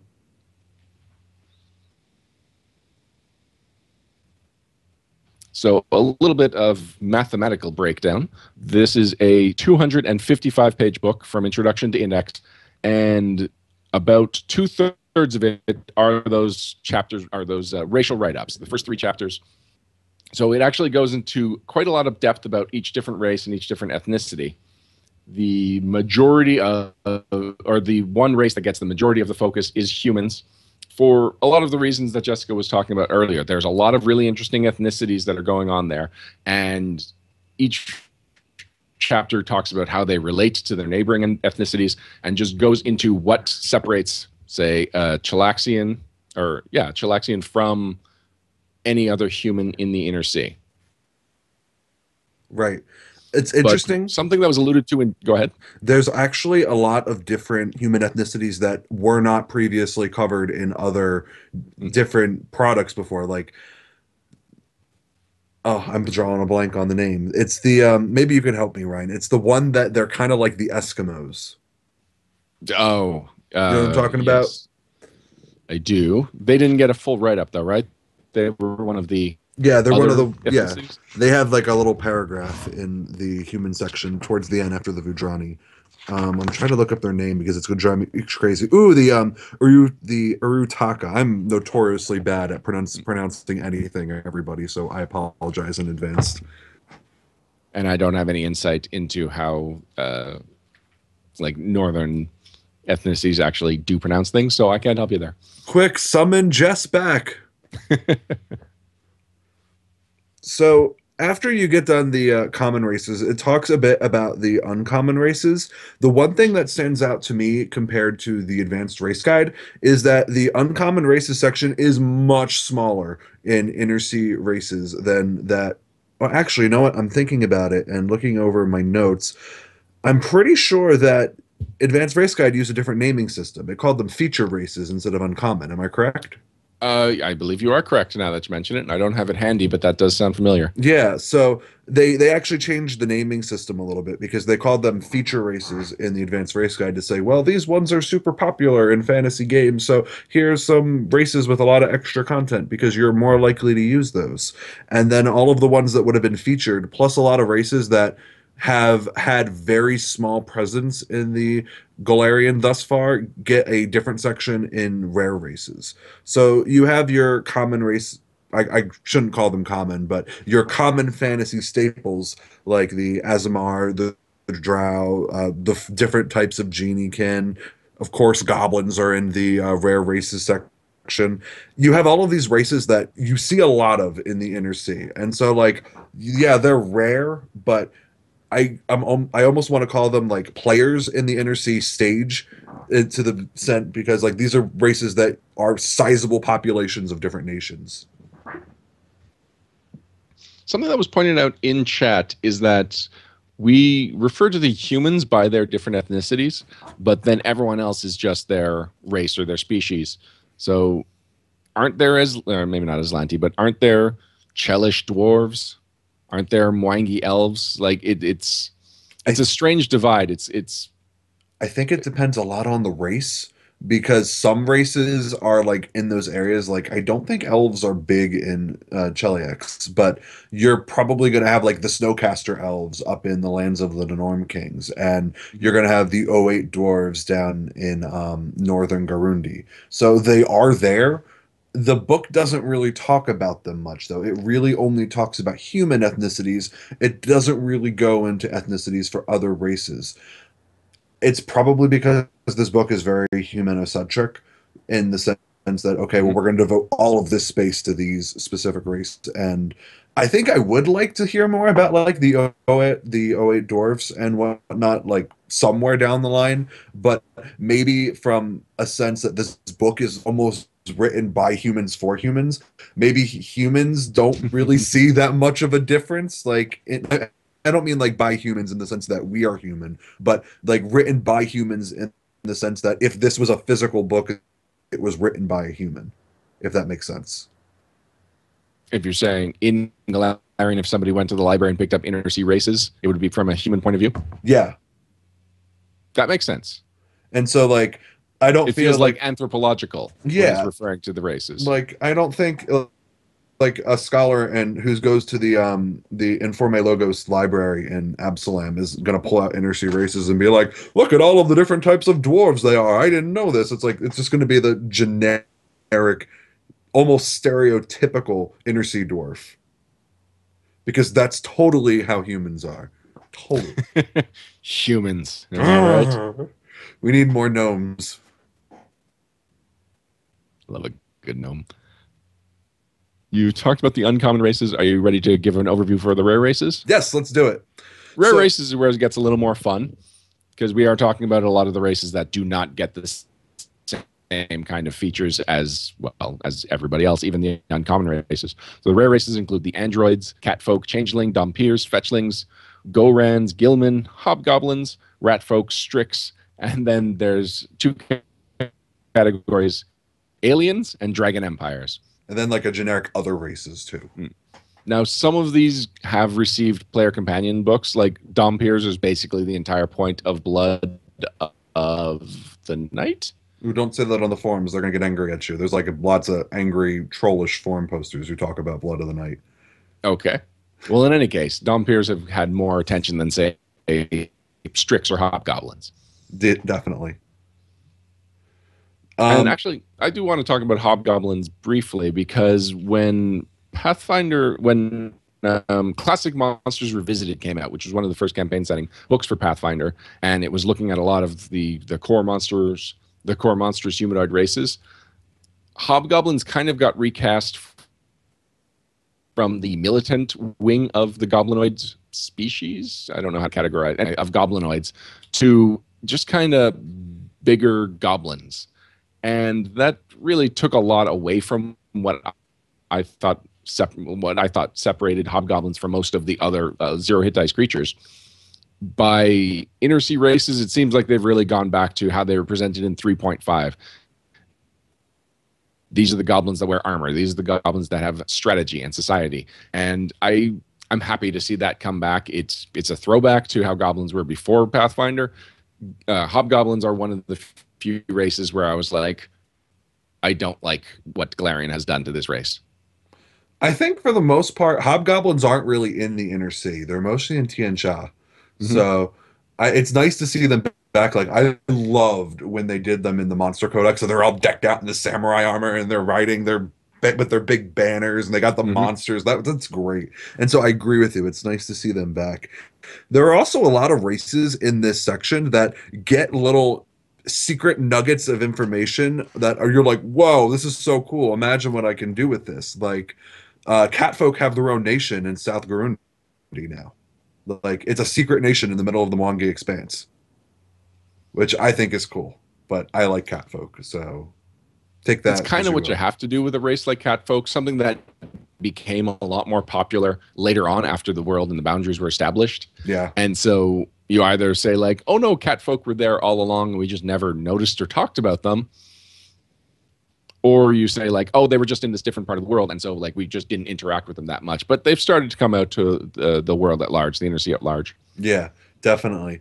I felt like the fact that this book devotes a spread to aliens was a bold and a very well appreciated choice.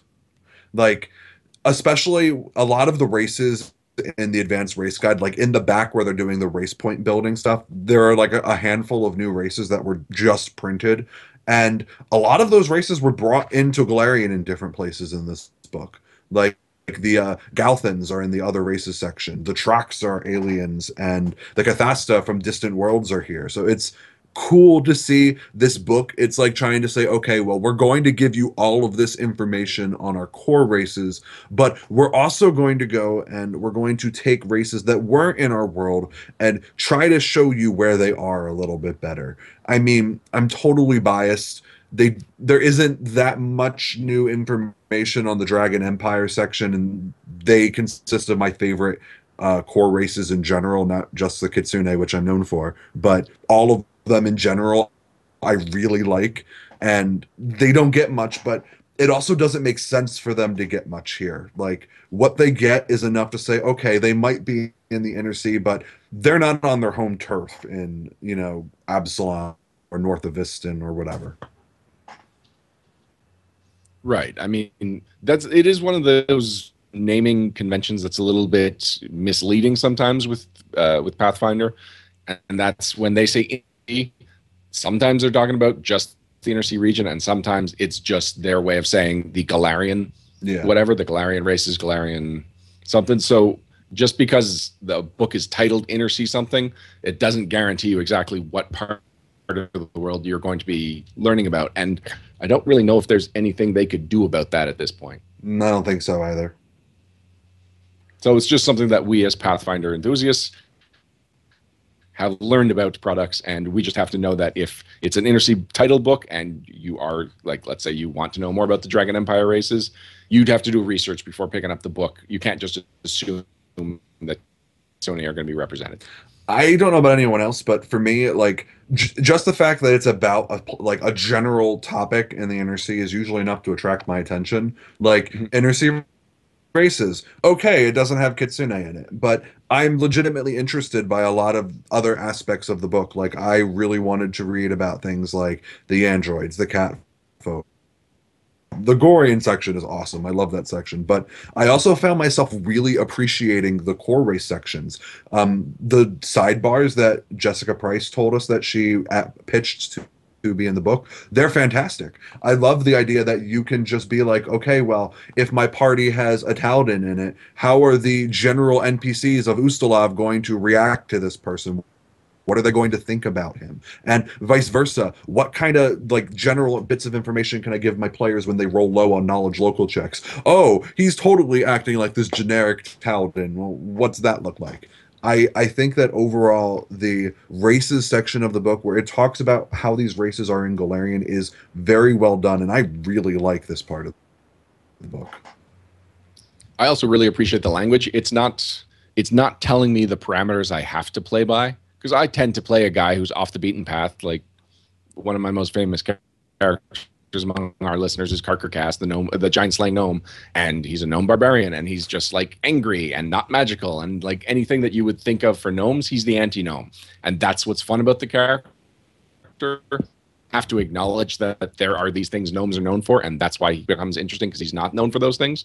So when it says that if you're, say, I'm a Varisian, you likely, it doesn't force you to, it just gives you, these are some guidelines, these are the stereotypes that apply to you internally, and then the second section of those sidebars is others probably, and then it gives you the stereotypes that externally apply to you. Mm-hmm. So, and again, there's nothing saying that this is fact-based information. This is just perception-based information. So I think I can't speak for you, Ryan, obviously, but I've kind of put off talking about the racial options because I want to focus on the things that I really like in this book.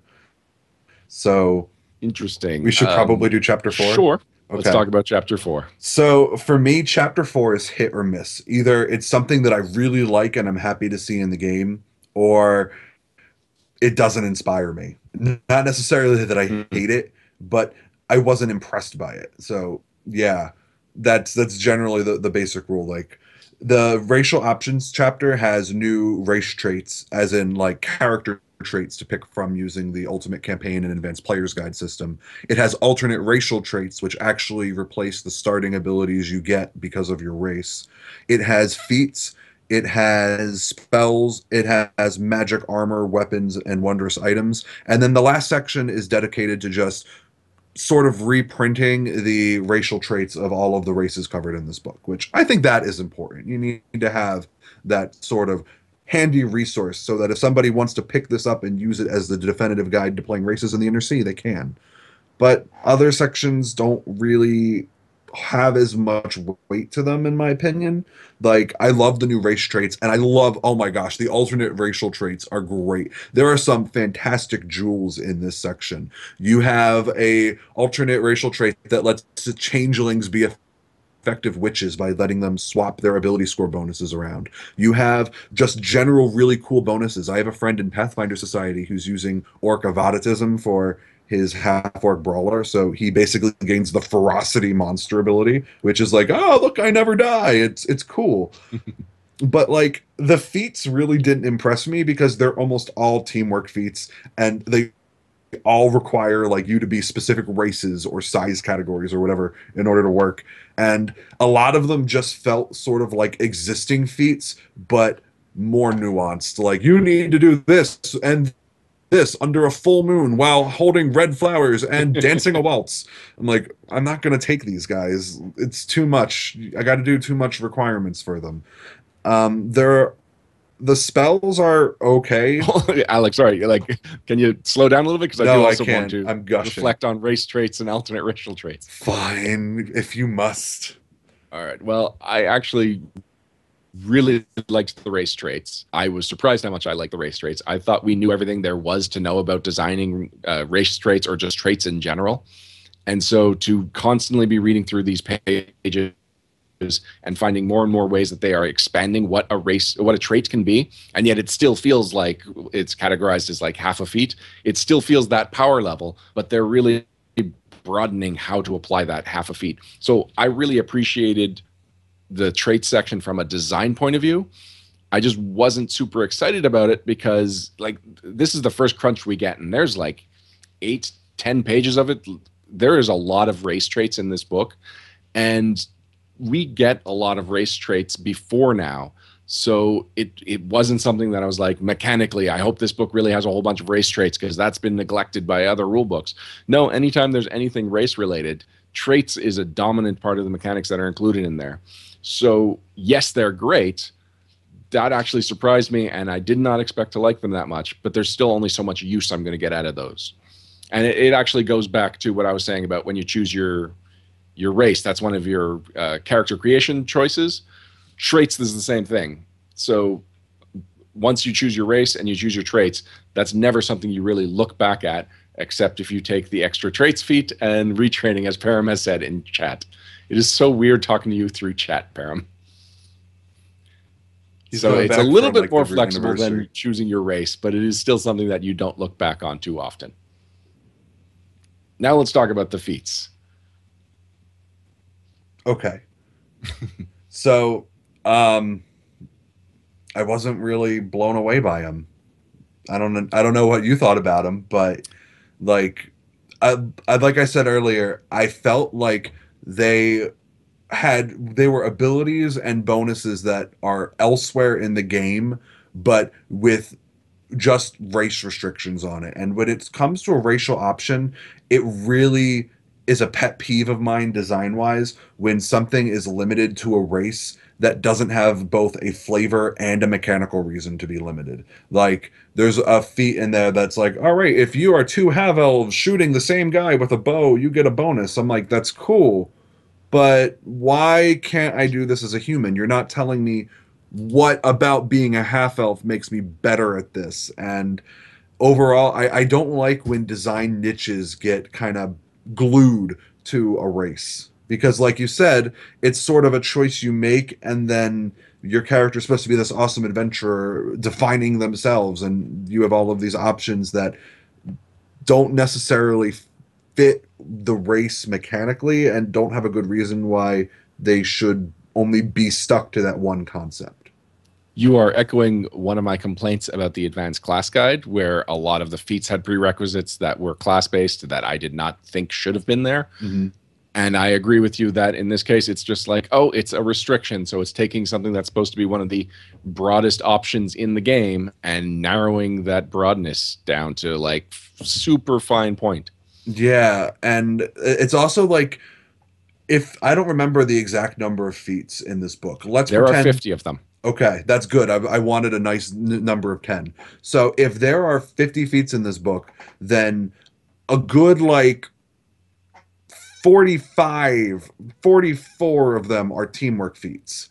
I'll And give you one more guess. You are a little bit high. 52. But no, there are 50 Oh, feats. 42. How I'm many sorry. of them are teamwork feats? 42. 41. Oh, wow. There are Okay. 41 teamwork feats and 9 general feats. Yeah, and so like I don't like the sense of racial supremacism in the sense that I can only do this maneuver with another person same race. Like I thought the purpose of teamwork feats was to act better together as a party, not because Hmm. we are racially identical. I'm not a fan of that, and it's really tough to sell good teamwork feats to players because you're asking what usually ends up happening with team feats is that unless you're a hunter or an investigator, no, or an inquisitor or someone else who can share teamwork feats around, typically what happens is that you're asking two players to each invest a feat into an option that's really balanced to be as good as one feat. Maybe a feat and a trait if you're lucky. But typically it's the balance just they aren't necessarily worth the fact that you have two players investing into this feat. And a lot of them kind of fall into this category in this book. On top of that, this is a book that's like, look at this variety of races that you can play. And now for this teamwork feat to work, 2 people in the party have to be the exact same choice of race. Yeah. Yeah. So it's telling me, look, there's this, like, imagine this was a book explaining all the ingredients you can cook with. And then the recipes in it are always like, here's a recipe that require, or like it's a meal that's 2 servings of beef and 2 servings of chicken and 2 servings of dill. I don't know. It's just like it seems to go counter to what this book was about, which was showing you how cool all of my race options are. Yeah. There are a couple of cool feats in here. A couple that aren't general feats. Some of them are neat. Like there's this one really different feat for the Dragon Empire races that's like, hey, you are so exotic to the people of the inner sea that you gain bonuses on like bluffing them, and they have a hard time affecting you with mind affecting stuff because you just don't think like they do, which is also maybe just a little bit edgy in terms of the racism factor, but it's also kind of cool. So it kind of it to me at least I felt it was it was uncomfortable in the right enough way that was like that's kind of weird, but I like it for that. If that I don't know if that makes sense. I'm kind of strange. I don't know if you guys have picked this up. No, I get it. That brings us to then the spells and the magic items, and the racial prerequisites on this are just strange. It's you've got the name of the spell, the name of the item or whatever, Yeah. and then in brackets it says who can use it, the race or ethnicity. Well, it's And that have we ever seen that before? so it's really weird. Most of the magic items are written like their description. Like they have that thing that says like brackets race. But then like most of Mhm. them are written as if anyone could use it, and then a lot of them have special effects if you are a certain race. So it's not See, really if that clear. was the thing, if it was just like this is armor that anyone can wear, but if you have orc ferocity, then it does this extra thing for you. Yeah, Where- I'm pretty sure that you are correct that it says yeah, generally only available to members of the indicated race or ethnicity. But then it's like why do you have special effects that require that one race or ethnicity then? And this is another area where I don't like race being a factor. I mean, I know the core rulebook says like you can emulate a race with use magic device, but I personally feel that that's a application that we could just do without. You know what I'm saying? Right. And like what happens if a gnome wears or sorry, if a halfling wears gnome scrap armor? I guess you have to make use magic device checks, but that's not really in the rules. It's sort of it's adding a restriction to a place there was none and not really giving rules for it. And Mhm. you know, I don't know about you, but the way the game is designed, there are a handful of items that are mathematically better than most other options. So personally, I don't even really like seeing new magic items, and I don't really care for designing them myself. So like I kind of looked through this chapter and I was like, oh, that's cool, but that shares the ring slot. Oh, that's cool, that shares the cloak slot. Oh, and you could debate whether or not that's a part of Pathfinder that needs fixing or whether that's just something that designers need to be more mindful of. But it is a very real like observation when you're looking through these as an optimizer player. So, any closing thoughts on Inner Sea Races?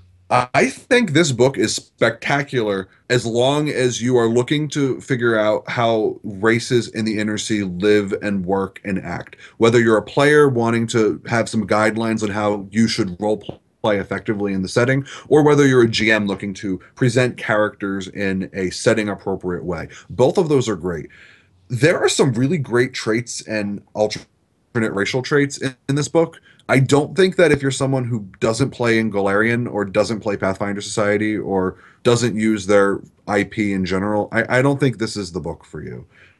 I mean, if you see a trait... Oh, yeah. If you don't play in Golarion, then this is useless for you almost. Yeah, like there are items and there's stuff if you're not in Golarion, and some of it's okay, but it's clear that it wasn't a focus, and to me, it's not all stuff that I was blown away by. Like there aren't really many options in here that I can say this is fantastic. Like there's no psychic detective for me to come on and just spout glory about. I will compliment it for its art direction. Oh, the It art's is a beautiful book in the same vein as Inner Sea Gods, which was the only other book like it. It took me some getting used to. I'm a big fan of the bright, warm colors of Inner Sea Gods. This book is a little cooler. Like it's got greens and blues. That's not a bad thing. But it took me some shifting because I was expecting like radiant reds and golds and stuff. But I feel like this is almost more appropriate. I also like that as I'm flipping through the pages, like I'll get to a section and it's like, yes, that is exactly as I understand that race to be. And then I'll flip to later in the section. It's like, that is outside of what I'm used to seeing from that race. So Yeah. there's a nice variety to the art. Yeah, I think the art team went out of their way to make sure that they had kind of like a stereotypical member of like the core races and then actually they could be like this member too. And then there are also just some cool items, and there are some great, like you wouldn't think the iconics would be in this book much, but there are some They're all races. Yeah, but I mean, like most of them are human. So I feel like you wouldn't expect them to be in this book much, like when you were just talking about generic members of different ethnicities. But like the chapter spreads are awesome. Like there's this great spread where the iconic gunslinger and swashbuckler are like standing in a harbor fighting all of these like tentacled monsters coming out of water. I'm like, oh, this is so cool. I love this picture. But I'm a big Jarell fan too. Did I say that right?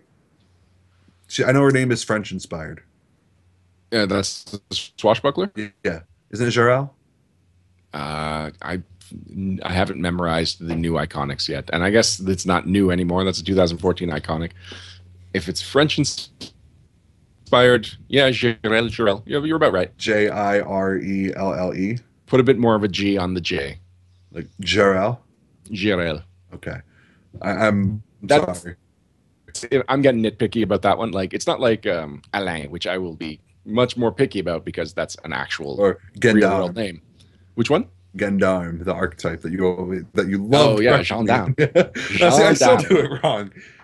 It's a composite word of person with a weapon. Gendarme.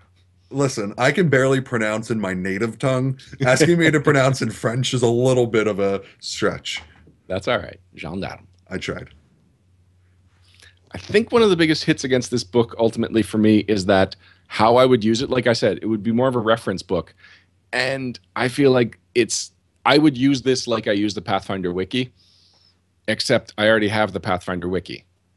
So there's new information, there's new takes on the information. Those sidebars are super useful, but I don't feel like I'm getting my money's worth from this book. And I don't know what could have been done for this book. Like, this book might just be a book that was never intended for me. It's possible. And I don't mean on a personal level, but I just mean that when I went into this book, I was hesitant and it didn't win me over. And especially when I got to the mechanics chapter, and it was just like so many raised eyebrows. Yeah, I could see that. Like I said, there are things that I like. I will forever be happy that I can now play a changeling with an intelligence bonus. That's cool. Hmm. But for the most part, like there's nothing I'm ever gonna say, yo, you totally need this book.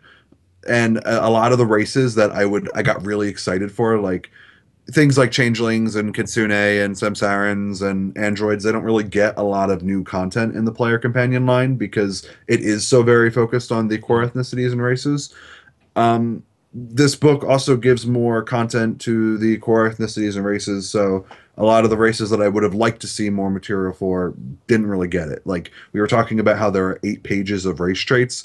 The Hmm. first like 2 or 3 of them are devoted to the core races, and then after that it's like 6 for the core, and including 6 for each human ethnicity, and Yeah, then that's like where it really starts piling up. That all the human ethnicities are treated with equal weight to dwarves, elves, gnomes. yeah. And I mean, I can see that being appropriate for the setting because of how humanocentric it is, but when you're a reader reading the book, you're kind of like, oh, look, more human stuff. Oh, look, more human. And I mean, like, for me, I've always pictured humans as kind of like the jack of all trades races. I Mhm. kind of like them better when they don't really have anything unique to themselves and their specialty is just having more. Because I think that goes into a lot of like the human greed that you see. Like, you don't really see greedy elves or greedy gnomes. It's usually humans You see being some greedy gnomes. Well, I guess greedy in a different way. yeah. I mean, like they want their trinkets, sure, but Mhm. they're not like greedy in the sense like I want to amass power and wealth and command and conquer. Mhm. Like even dwarves are greedy for money, but like that acquisition of power is very much a human thing in the Golarion. Mhm. Cough Cheliax, uncough. I would say, like, if I had to figure out who this book would be ideal for, it is a Pathfinder Society player. I Because agree. if you GM a lot, this is all the information. So you pick up an adventure and suddenly it's like, oh, it's referencing a ethnicity that I don't know so much about. It's in here. And if you're a player, there's a good chance that you cycle through characters more quickly than someone in a home campaign. So you've got a lot of chance to go through it and like switch things up and just be like, well, today I'm going to be open page point dwarf. I 100% agree with you. I'm looking at the chat. We have a question from John Bastille. He wants to know if Intersea Races has tables for the racial vital statistics like age, height, and weight. Mhm. I don't think they do. It does not. Generally speaking, Galarian kind of tends towards inclusion, and I don't think they really wanted to take the time or word count to say this is the precise height range for a Taldan noble, because that could just kind of takes away from the fun of creating characters. Like if I do see the value of those charts, and it becomes incomplete that the core rulebook races, we know exactly how old they'll tend to get, and we'll know which one tends to be taller than the others. But then not having it for like even Tiefling and Asmar, I don't think we have that information anywhere, and it's kind of bummer. It's kind of a bummer having this, you know, unbalanced representation of those rules. I can see that. I agree, and I'm sure that I'm not sure that that'll ever get put somewhere. We already have the advanced race guide, and it always seems to me like the design team is a little bit apprehensive about making sequels for books that aren't bestiaries. So we'll see. And I'm sure from a design point of view, vital stats are just so boring. Yeah, important to the creative team. Yeah. I'm sure Jason Bowman is like, nope. I would actually really like to see him do that with the book. That would be funny. I think we are ready to wrap things up. I think so too. We'll be right back after this. I don't have the theme song again, so. Do do do do do do do do. I know I'm doing it wrong. I'm sorry, guys. Oh. We say no as in no, I'm not doing it wrong, or no as in just stop. No, as in you are doing it wrong. Thank you for joining us for. Oh, thank you for joining us for episode 121 of No Direction: What You Missed in 2015 with Jessica Price. Thank you once again for Jessica for joining us. She was a super informative guest who really gave us a different angle on things. So I'm really glad we finally got her on the show. And she seemed really happy to be here, which always makes me feel better.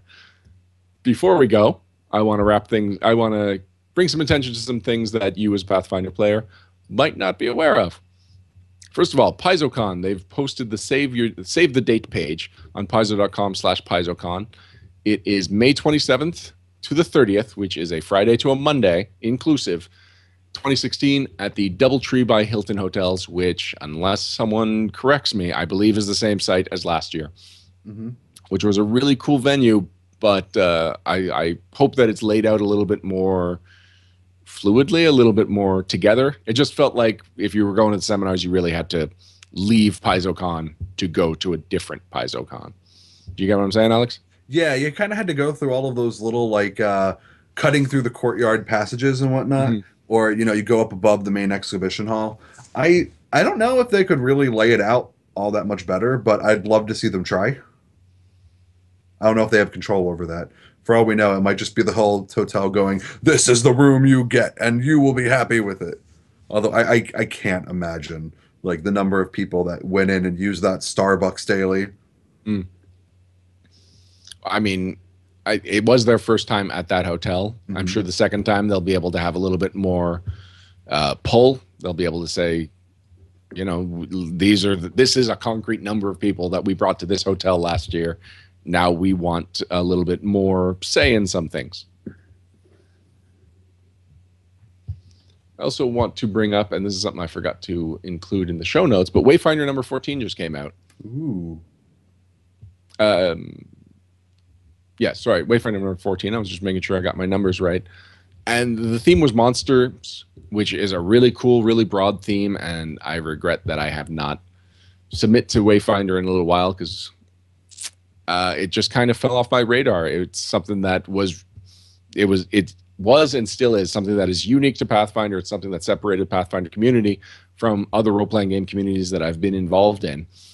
And I guess there just became so many other cool things that also make Pathfinder a unique community that I took it for granted, and it's kind of, it just kind of fell out of my immediate vision. And I feel bad about that. I haven't had a chance to read it, but I recommend everyone go and download it for free because Wayfinder is always available for free online. You don't need me to review it to tell you that you can get it for free, and there is quality content in there. There are freelancers that work for Paizo who also contribute to Wayfinder. There is great fiction in there. This is it's curated by the Pathfinder Chronicles. So there are plenty of reasons for you to read Wayfinder, and I guess just because they're the same reasons that there have been for the last 7 years, that I think I when I said that I took Wayfinder for granted, that's pretty much the situation we're in. Wayfinder number 14, go check it out. I hope to have read it by the next episode. Tim Nightingale is an awesome guy. You should totally check it out. He really is. And then somebody brought to my attention an interesting Kickstarter that actually, first time I saw it, I dismissed it as a 5e Kickstarter. I didn't realize it also applied to Pathfinder. This is just because I read too quickly. But it's called The Fairy Ring. It's by Scott Gable. I don't know... Zombie Press, right? Zombie something? Yeah, that's what I was just looking up. It's Scott's personal Kickstarter account, so I don't remember the name of his imprint, but he has been around for a while. And this specifically, it focuses on Fey options for players and GMs. And while I know that when I was reading Fey Revisited, my critique was that when you say too much about Fey, one, a lot of them just don't make sense ecologically, because Fae are more just, they exist in the one story that we know about them, and then as long as you are applying them in a context similar to that story, you can use them well. Once you try and justify something like a dryad, it starts just becoming weird or shallow.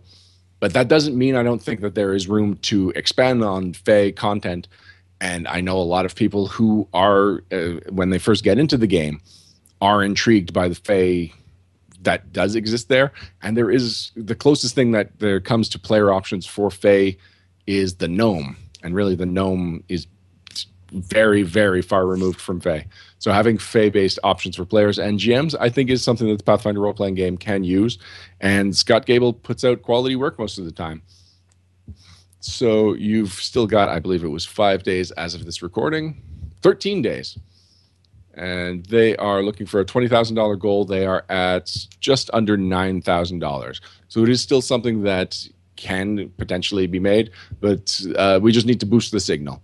So check out the show notes, and I'll probably link it on our Facebook page. It's the Fairy Ring, Faerie, for Pathfinder role-playing game, and 5e is the title of this Kickstarter. And then the final shout-out will be to the Chronicles podcast. I often lament that there are so few Pathfinder podcasts. Basically, our network covers the 2 regularly released podcasts, but that doesn't mean we are the only podcast dedicated to Pathfinder that are out there. Chronicles just released their 20th episode. It covers Dragon's Demand with Mike Schell, and that I think is a really good direction for them, because often they will cover portions of an adventure path, and I don't think they've ever completed an adventure path yet, but something like Dragon's Demand, which is a Pathfinder module, they cover the entire thing there. And so if you are at all interested in running Dragon's Demand, they talk to the author. They are very good at analyzing adventures, something that we tend to not cover at all. So if you are a fan of Pathfinder and you are looking for more podcast content, Chronicles is definitely an option. They've got a new website, chroniclespodcast.com. Alex, is there any... I'm actually running Dragon's Demand Saturday after Christmas. I'm doing the first part, the 1 to 3 part. So yeah, maybe I'll pop over and give that a read or listen. Cool. It's not I'll listen. Alex, is there anything that you think people should be paying attention to? You can plug your own stuff. Okay, what am I doing? I am almost done the Grimoire of Lost Souls, which is the Kickstarter Dario, Nardi, and I ran way back in February. We are just about done the Occult Realms chapter, which is all about the weird planes and organizations that are influenced by pact magic. For my own company, I run Everyman Gaming. I am doing Unchained Eidolons next. Cool. I teamed up with freelancer Carl Kramer, and we sat down and we were like, okay, well, the Eidolon subtypes in the Ultimate Unchained are awesome. What can we do to add more? So we went through and we made Eidolon types for every single outsider subtype in the game, like all of them. We even have like the Manasuptas and the Sakils from the new Bestiary 5. We went through and we were like, okay, well, now we have all the outsiders. Why can't I summon an extraplanar dragon? Why can't I summon an extraplanar fae? And we just kind of went down the list, and it got really big out of hand quick. I'm trying to have that out for January, but we'll see if it happens. I freelance for Paizo. There's a lot of stuff coming out that I'm a part of, but I can't talk about it yet because most of it has been announced, but I haven't been attributed to it. So you should keep your eye out on that, because I have my fingers all over the different products that are coming out, which I'm really excited about. Of course, freelancer stuff gets changed in development, and it happens. It's part of the gig, but it's still fun to like open a book and I'm like, yo, you see that? I wrote that. Like, that was me with the Weapon Master's Handbook, Ryan. That came out and everyone was like, oh my gosh, look at all of this martial stuff that you can do that you could never do before. Look at all of these weapon styles and cool stuff. And I was like, I wrote that too. Oh, I wrote that whole spread. Like, the one that's getting a lot of attention is the advanced weapon trainings that they are essentially when a fighter gets weapon training, starting at 9th level, he can trade his ability to pick another group to instead gain a special ability that applies to all of his weapons in his previous group. And Owen and I sat down and we were like, okay, where does the fighter need love? How can we give the fighter love? And the fighter gets a lot of love in this book.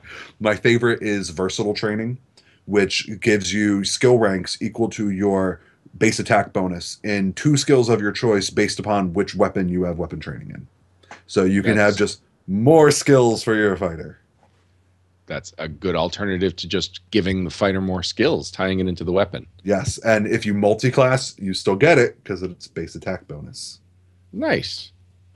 I own Weapons Master's Handbook. It was under Inner Sea Races in the pile of things to read.